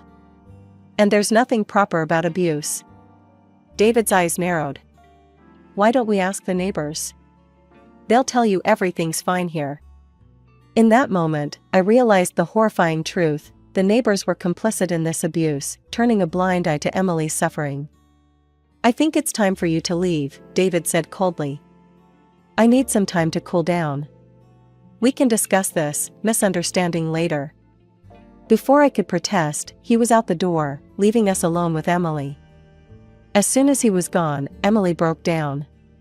Through her tears, she began to reveal the full extent of her ordeal. David had forced her to quit her job, isolated her from family and friends. He controlled her every move, checking her phone and taking away her car. He told the neighbors I was a bad wife and mother, she whispered. That he was raising me to be better. They all believed him. I became an outcast in my own neighborhood. My heart shattered as I listened to my daughter's pain. I held her tightly, vowing silently that I would do whatever it took to get her and Sophia out of this nightmare. He's gone to get more alcohol, Emily said, fear creeping into her voice. He'll be back soon. As we began to plan our next move, I knew we were in for a fight. But looking at my daughter's bruised but hopeful face, I knew it was a fight worth having. No matter what it took, we would free Emily from this cycle of abuse and bring her home where she belonged. I turned to Emily, my voice firm but gentle. Sweetheart, I want you to pack your things and Sophia's. You're coming home with us. Emily's eyes widened with a mix of hope and fear. But Mom, what about David? He'll be so angry. Jack stepped forward, his jaw set with determination. That's his problem, not yours. I'm your father, and I'll protect you. Both of you. With trembling hands, Emily began to gather their belongings. I helped her, moving quickly and efficiently, knowing time was of the essence. Within minutes, we had packed the essentials into 2 suitcases. As we left the house, I could hear murmuring voices. A group of neighbors had gathered near the gate, their eyes following us with disapproval. An elderly woman stepped forward, her face pinched with judgment. You should be ashamed, she spat at me. You've raised your daughter poorly. She should be grateful that her husband tolerates her and takes care of her and the child. Anger surged through me. Without a word, I gently took Emily's arm and pushed up her sleeve, revealing the dark bruises that mottled her skin. Is this what you call taking care? I asked, my voice ringing out in the sudden silence. Would any of you like to be raised like this?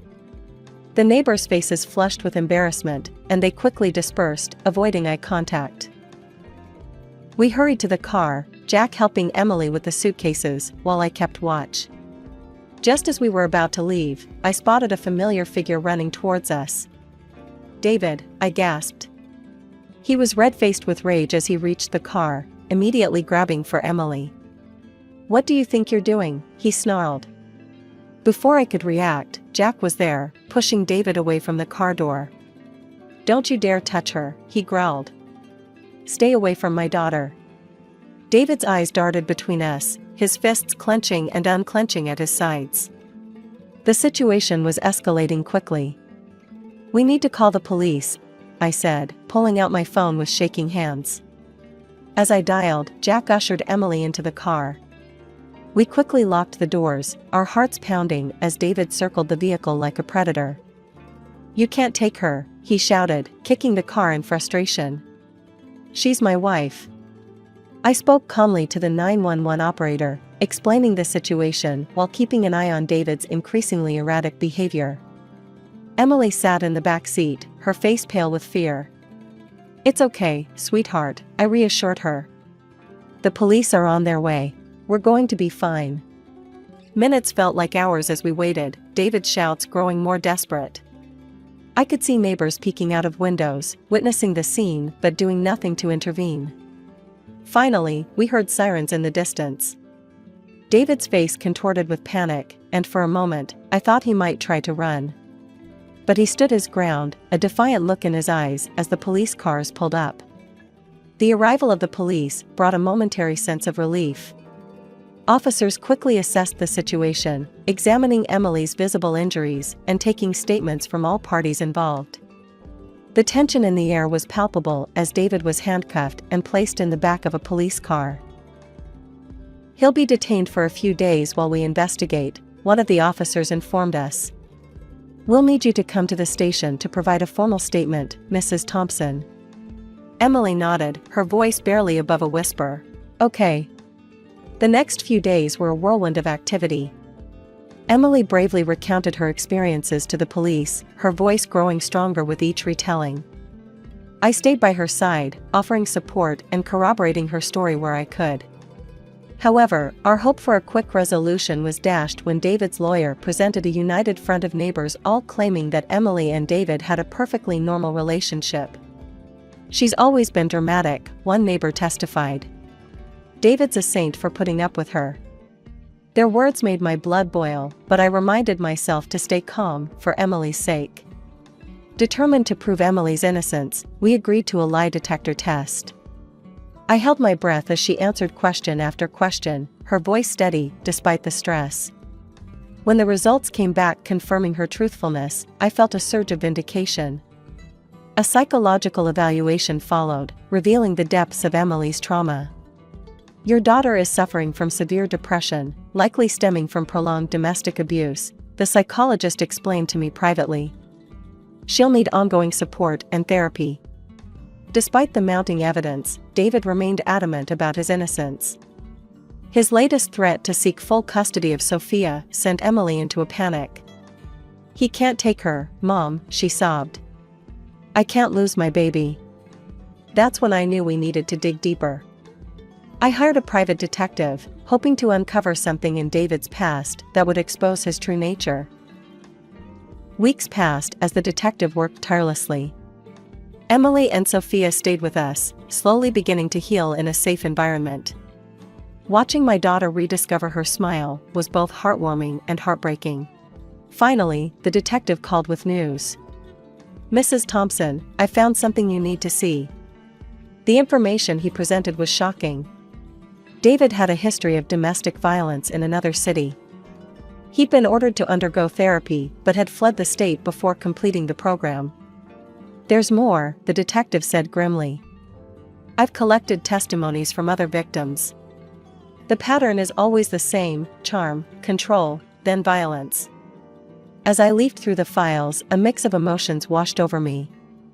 Anger at David for causing so much pain, relief that we finally had concrete evidence, and sadness for all the women who had suffered before Emily.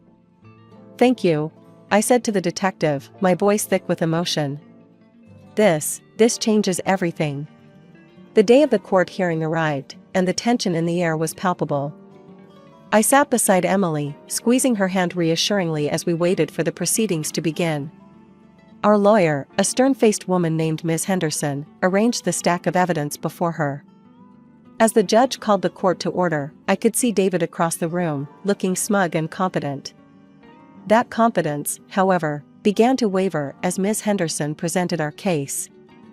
Your Honor, she began, I'd like to present evidence of Mr. David Thompson's history of domestic abuse. One by one, she laid out the detective's findings, police reports from David's previous city, incomplete therapy records, and testimonies from past victims. David's lawyer objected vigorously, but the judge overruled him, allowing the evidence. Then came a moment that sent shockwaves through the courtroom. Ms. Henderson called forward a witness, Sarah, David's ex-girlfriend from 7 years ago. Sarah's voice trembled as she recounted her experiences. He would fly into rages over the smallest things. The bruises. I had to cover them with makeup every day. Next, Ms. Henderson presented Emily's lie detector results and psychological evaluation. As you can see, Your Honor, Mrs. Emily Thompson's account has been verified by multiple professional sources. The coup de grace came in the form of voice messages David had left on Emily's phone. His threatening voice filled the courtroom. If you ever try to leave me, I'll make sure you never see Sophia again. Just when I thought we'd presented everything, Ms. Henderson surprised us all. Your Honor, we have one more witness. With the court's permission, I'd like to call Sophia Thompson to the stand, accompanied by her child psychologist. My heart clenched as I watched my 5-year-old granddaughter walk to the front of the courtroom, her small hand clasped in the psychologist's. Sophia's eyes were wide, but her voice was clear as she spoke. Daddy would yell at Mommy a lot, she said. He would push her and say mean things. It scared me. Then came the moment that left the entire courtroom in stunned silence. Sophia's psychologist presented a video to the court, a shaky, dimly lit clip that Sophia had recorded on her mother's phone one night when she'd been woken by shouting. In the video, David's enraged voice could be clearly heard, along with the sound of something shattering and Emily's frightened pleas. As the video ended, I could see tears in the judge's eyes. David sat slumped in his chair, all pretense of innocence gone. The judge's verdict came swiftly and decisively. David was sentenced to prison for domestic abuse, with mandatory counseling. Emily was granted a divorce, awarded 50% of their shared property, substantial financial compensation, and full custody of Sophia. David was barred from any contact with Sophia until she turned 18, and even then, only if she chose to see him. As the gavel fell, I felt a wave of relief wash over me. Emily collapsed into my arms, sobbing, not from fear this time, but from sheer relief. "It's over, Mom," she whispered. "It's finally over." As we left the courtroom, I saw David being led away in handcuffs. Our eyes met for a brief moment, and I saw something I never expected: regret. But it was too little, too late. As I stood in my kitchen, preparing a feast for our weekly family dinner, I couldn't help but smile. The house was filled with the cheerful noise of my grandchildren playing, the aroma of roasting chicken, and the gentle hum of conversation from the living room where Emily and Michael were catching up. It had been 6 months since the court hearing, and the change in our family was palpable. The dark cloud that had hung over us for so long had finally lifted, replaced by a warmth and joy that I had feared we might never experience again. Emily and Sophia had moved in with Jack and me after the trial. At first, I worried it might be challenging for all of us to adjust, but those fears quickly dissipated. Having them close allowed us to provide the support and love they needed to heal. Sophia, my brave little granddaughter, was making remarkable progress. The nightmares that had plagued her in the early days after leaving David had become less frequent. Now, more often than not, I would hear her giggling with her cousin Tommy as they played elaborate make-believe games. "Grandma, look," Sophia called out, running into the kitchen with a drawing in her hand. "I made this for you." I wiped my hands on my apron and knelt down to examine her artwork. The page was filled with bright colors, a stark contrast to the dark, scribbled drawings she had produced in the months following the trial. This picture showed our family, stick figures with big smiles, standing in front of a yellow house, with a rainbow arching overhead.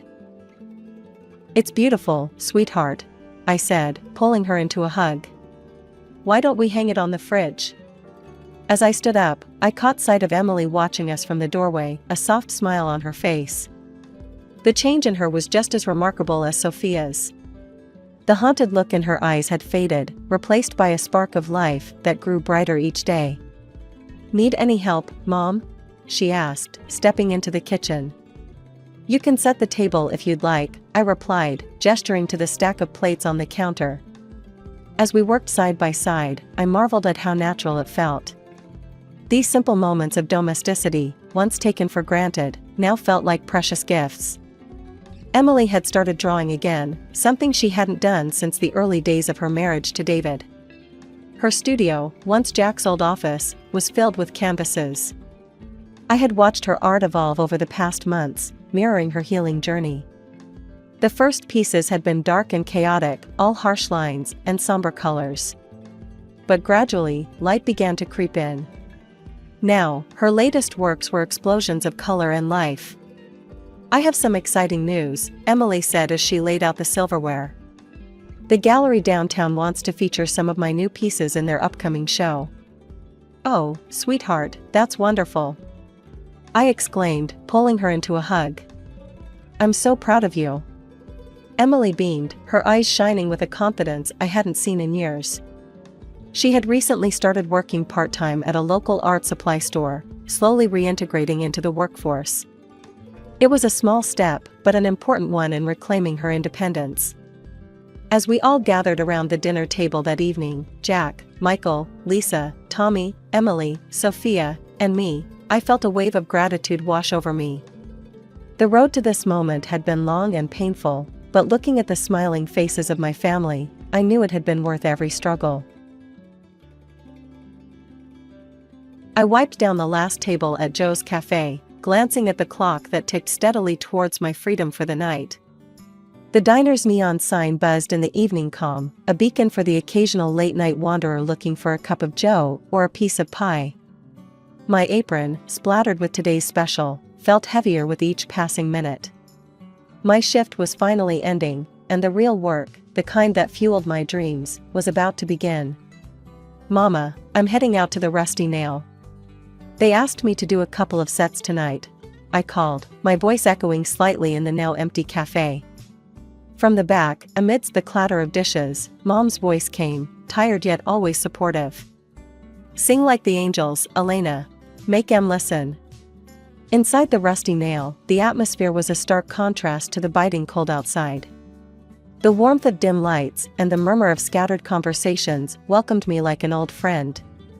I headed straight to the tiny stage that was more an afterthought than a feature. The owner, a burly man with a smile that could light up the room, gave me a nod. "Got a good crowd tonight, Luna. Some big shot producers amongst 'em. Make it count." Luna. The name still felt new, but Mr. Carter, the producer who'd taken a chance on me a few days back, insisted it was sonorous and memorable. He was in the crowd tonight, his sharp eyes missing nothing. The set started off with some of my favorites, the notes of each song weaving through the smoky air, creating a tapestry of sound that seemed to hold the room in a trance.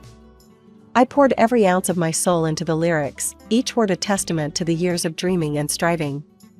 Halfway through a particularly heartfelt ballad, I caught Mr. Carter's eye. He was nodding slightly, the ghost of a smile playing on his lips. After my set, I made my way to his table, my heart pounding not from the singing but from what this conversation could mean. "Elena, you were phenomenal," Mr. Carter said, his voice smooth like aged whiskey. "That voice of yours needs bigger stages." I blushed, tucking a loose strand of hair behind my ear. "Thank you, Mr. Carter. I'm just glad to have the gigs." He slid a card across the table. "I want you to join a course at my vocal school. Sharpen those raw edges. And then, who knows? Maybe open for some big names?" As I walked home later, under the speckled canvas of the night sky, every step felt lighter. I was going to work harder, shine brighter. Mr. Carter believed in Luna, but more importantly, I believed in myself. Ever since Mr. Carter roped me into this whirlwind of vocal drills and endless rehearsals, my life's been nothing short of a mad dash from one microphone to the next. The vocal school was tougher than anything I'd ever faced. Every day was a grind, but every note I belted out made me feel like I was inching closer to something big, something life-changing. "Elena, you're flat on the high C. Again. Focus," barked Mr. Jennings, the vocal coach who had a way of making you feel like you were back in grade school. "Sorry, I got it this time. Just, give me a sec," I replied, wiping the sweat from my brow and squaring my shoulders. "Take 5, everyone. But not you, Luna. Let's get this right," he commanded, not even looking up from his clipboard. As everyone else scattered toward the break room, I took a deep breath and prepared myself for another go.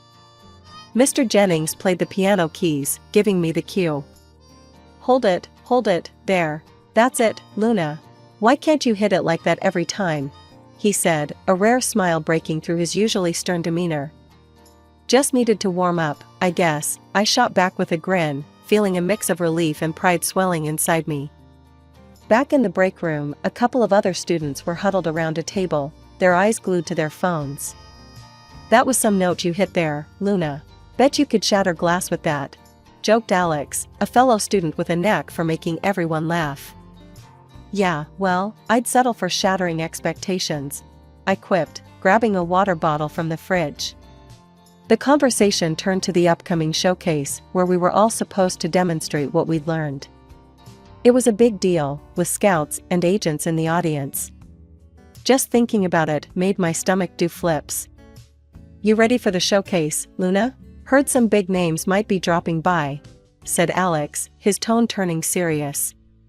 "Ready as I'll ever be. Just gotta keep my cool and show 'em what I'm made of," I replied, trying to sound more confident than I felt. The day of the showcase arrived faster than a freight train. Backstage, the air was thick with nerves and hairspray. Stepping out onto the stage, the lights blinded me for a moment. I could see shadows of people out in the audience, some shifting in their seats, others silent in anticipation. The music started, and for a moment, everything else faded away. It was just me and the song. I poured every ounce of emotion I had into the lyrics, letting the melody lift me higher and higher until the final note hung in the air like a promise. The applause that followed was deafening. I couldn't help but smile, basking in the sound of it all. As I walked off the stage, Mr. Carter was waiting in the wings, his usual stern expression replaced with something softer, something akin to pride. As I changed back into my regular clothes and prepared to leave, my phone buzzed with a text from Mom. "Heard your showcase went great. So proud of you. Love you." Smiling, I typed back, "Thanks, Mom. Couldn't have gotten here without you. Love you more." Walking out into the night, the air felt different, lighter somehow, as if the evening itself was whispering of bigger stages and brighter lights just on the horizon. Life on the stage was like nothing else, and I was finally living it, big time. Mr. Carter had me opening for names that once felt like they belonged in a different universe. Each concert, each crowd was bigger, louder, more thrilling than the last. Then, at a charity gig decked out with chandeliers and swanky suits, I met David. He was one of those patrons, the kind you know have more money than they know what to do with, but he was different. He actually listened, really listened, when I sang. After my set, we got to talking and something just clicked. "Hey, you really stole the show tonight," he said, his smile easy, his eyes kind.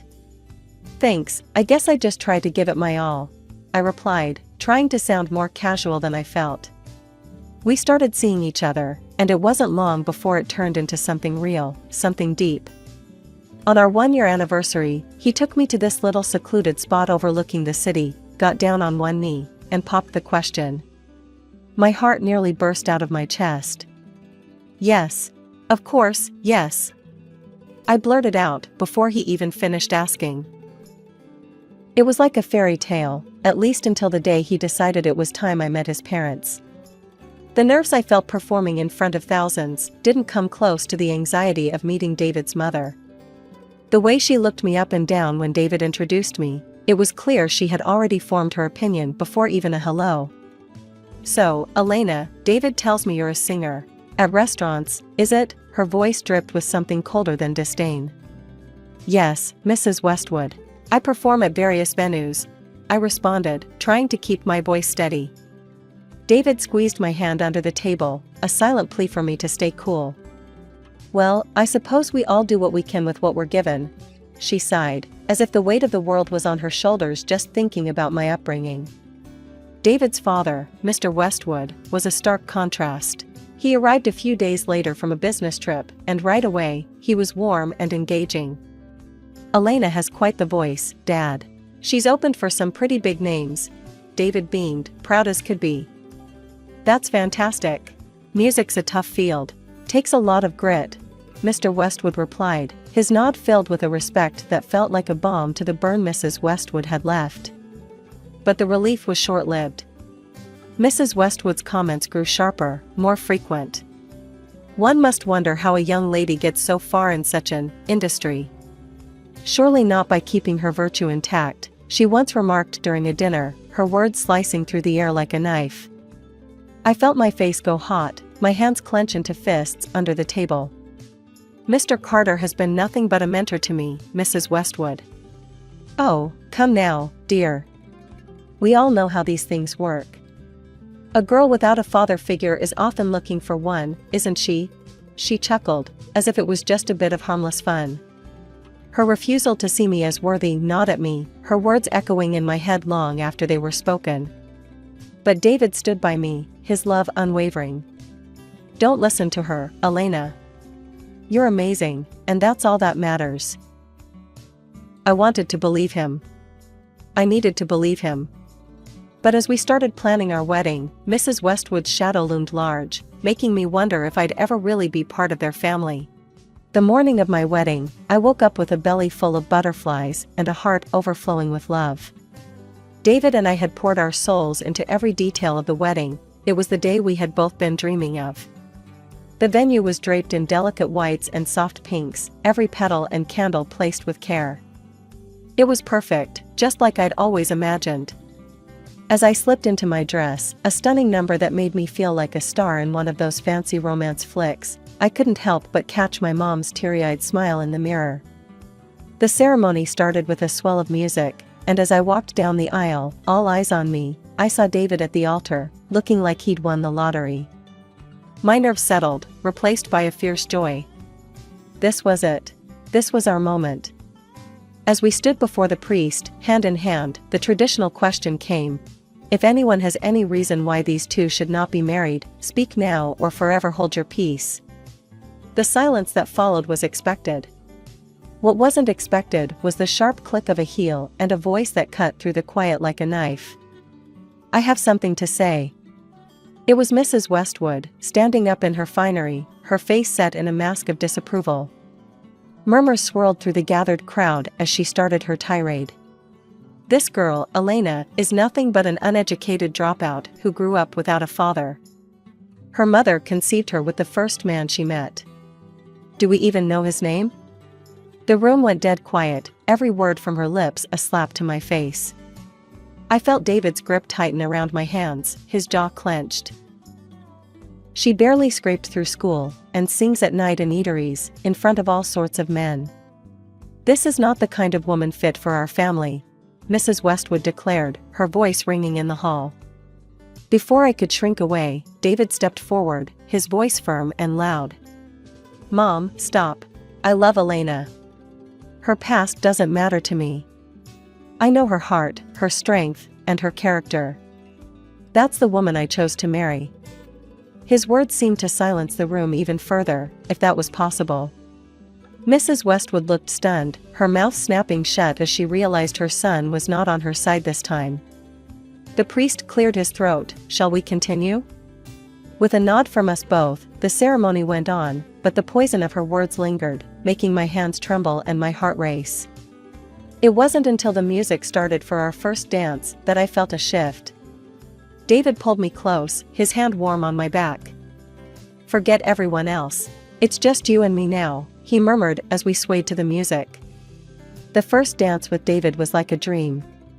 As we glided across the floor, his promises still echoing in my heart, I almost believed that the worst was over.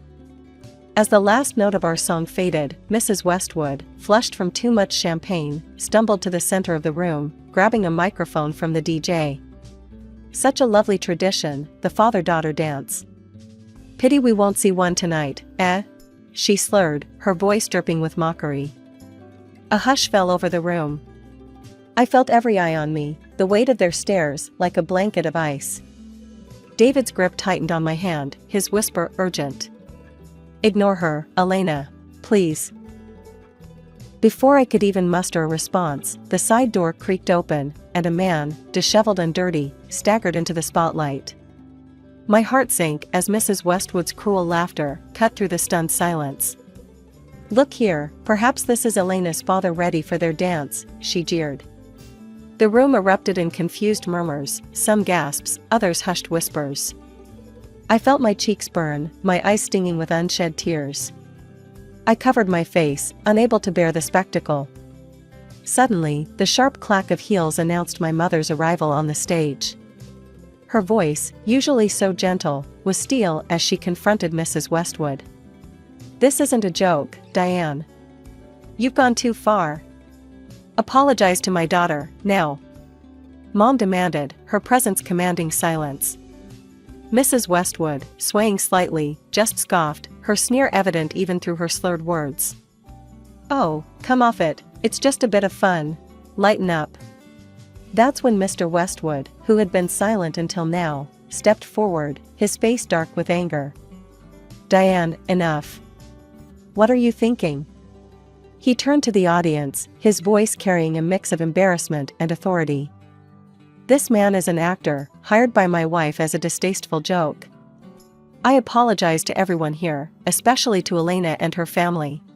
He then turned sharply to his wife. "You need to leave, now." With a huff, Mrs. Westwood tossed the microphone down and stormed out, her exit as dramatic as her antics. As the door slammed behind her, the tension seemed to deflate slightly, and Mom came over to me, pulling me into a tight embrace. "It's okay, baby. Let's not let her ruin your day," she whispered, smoothing back my hair as I fought to regain my composure. "You all right to keep going?" David asked, his eyes searching mine for any sign of retreat. I nodded, wiping my eyes. "Yeah, let's finish this. For us." The rest of the evening passed in a blur of dances, toasts, and laughter, so much so that by the end of the night, I had almost forgotten the cruel stunt Mrs. Westwood had pulled. Almost, but not quite.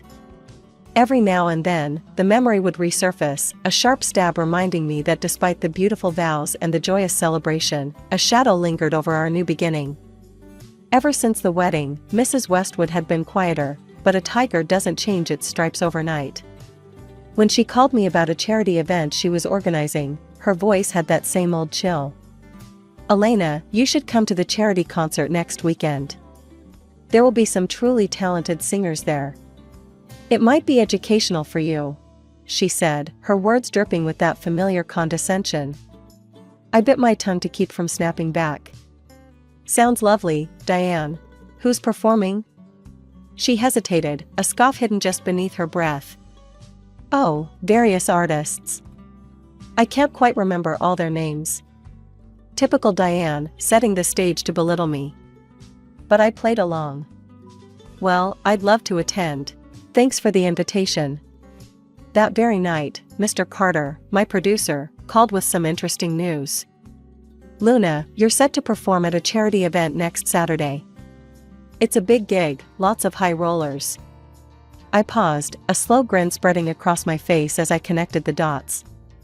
This wouldn't happen to be the Westwood charity concert, would it? "That's the one. How'd you guess?" Mr. Carter chuckled on the other end. "Just a lucky guess," I replied, my mind already ticking. "Carter, let's keep it under wraps that Luna is actually Elena Westwood, okay? I want it to be a surprise." He laughed, clearly amused by the idea. "You got it, Luna. They'll only see your stage name." The night of the concert, the venue was buzzing with the city's elite, all finely dressed and ready to be entertained. Mrs. Westwood was fluttering around like a peacock, greeting donors and flashing her insincere smiles. As I arrived, hidden behind the stage, I could hear her addressing the crowd. "Thank you all for coming tonight. Your generosity supports a great cause. And now, please welcome the sensational Luna." The crowd clapped politely, some craning their necks to see the rising star Mrs. Westwood had boasted about. I took a deep breath and stepped into the spotlight. The hush that fell was delicious. As the first few notes of the song filled the air, I began to sing, pouring every ounce of my passion into the words. From the corner of my eye, I saw Mrs. Westwood's rigid posture falter. She fumbled with her phone, probably texting Mr. Carter in a panic. When the song ended, the applause was thunderous. I took my bow, my heart soaring as the applause washed over me. It wasn't just a performance, it was a victory. Stepping off stage, I caught snippets of conversations, praises mingled with surprise. "Wasn't that Elena Westwood? Diane's daughter-in-law?" "Yes, the very one. Who would have thought?" Mrs. Westwood cornered me backstage, her face a mask of fury barely contained. "What is this stunt? You embarrassed me in front of all my guests." I met her glare with a calm I didn't feel. "Diane, I was invited to sing. I just did my job. You said yourself you wanted to hear from talented singers." Her lips thinned into a line, and for a moment, I thought she might cause another scene. But she turned on her heel and stormed off instead. After my performance, David and I stood hand in hand, soaking in the success of the evening. My heart was still racing from the thrill of it all, but that high crashed down when Mrs. Westwood took the stage again. Her face twisted with disdain, she grabbed the microphone from the MC. "While the voice may be delightful, let's not forget who we're applauding. she sneered, her voice echoing through the hall. This famous singer, ladies and gentlemen, is nothing but a bastard born of unknowns, and it's my duty to remind her fans of her true origins. The crowd murmured, the atmosphere thickening with tension. I felt my face drain of color, anger seething within me. Before I could react, my mom stepped onto the stage, elegant and composed, flanked by a man I'd never seen, a bit older than David. Enough, Diane. Mom's voice was calm, but carried an undeniable edge. I've had enough of your humiliations toward me and my daughter. It's time some truths came to light. She paused, giving the man next to her a nod. He stepped forward, an envelope in hand. After Elena's wedding, I hired a detective. We discovered some intriguing facts about Diane here. Mom continued, her eyes locked on Mrs. Westwood, who paled under the scrutiny. Years ago, Diane got pregnant by her boyfriend, who promptly abandoned her. Alone and desperate, she met her future husband online. Pretending to want a long correspondence, she actually planned to give up her baby at birth. The murmurs grew louder, the guests shifting uncomfortably as they absorbed the gravity of Mom's words. But fate intervened, Mom said. She kept the baby and met her husband, never revealing her past. The man beside Mom stepped forward, his voice steady but filled with emotion. I am that baby. Diane is my mother, abandoned me, and I was raised by foster parents. All my life, I've dreamed of meeting her, my biological mother. He held up the envelope. This DNA test confirms everything. Diane, you are my mother, and David is my brother. The hall erupted into whispers and gasps.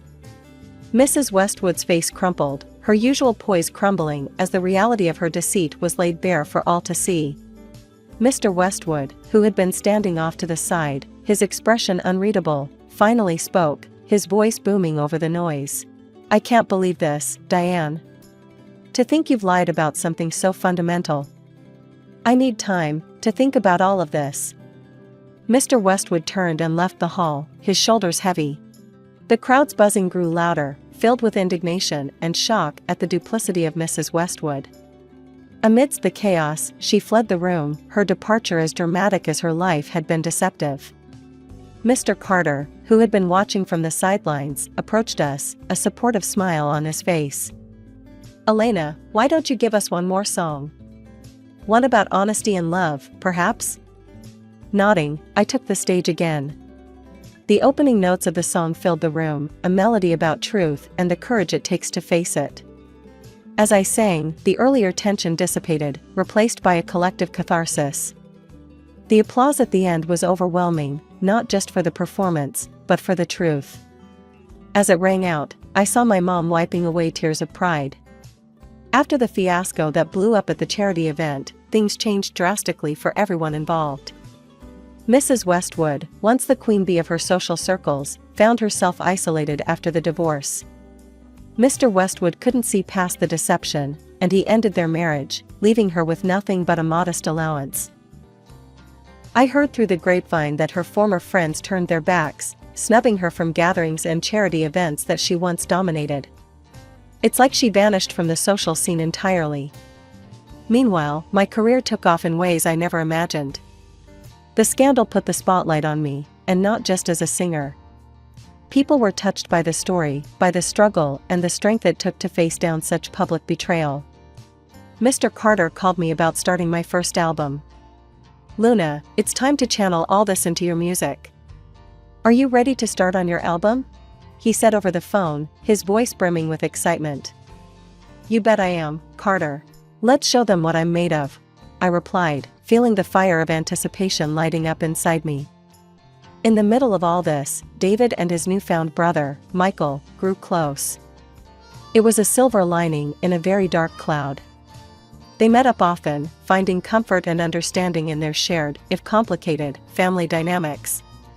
One day, I sat down with my mom, the woman who stood by me through every high and every low.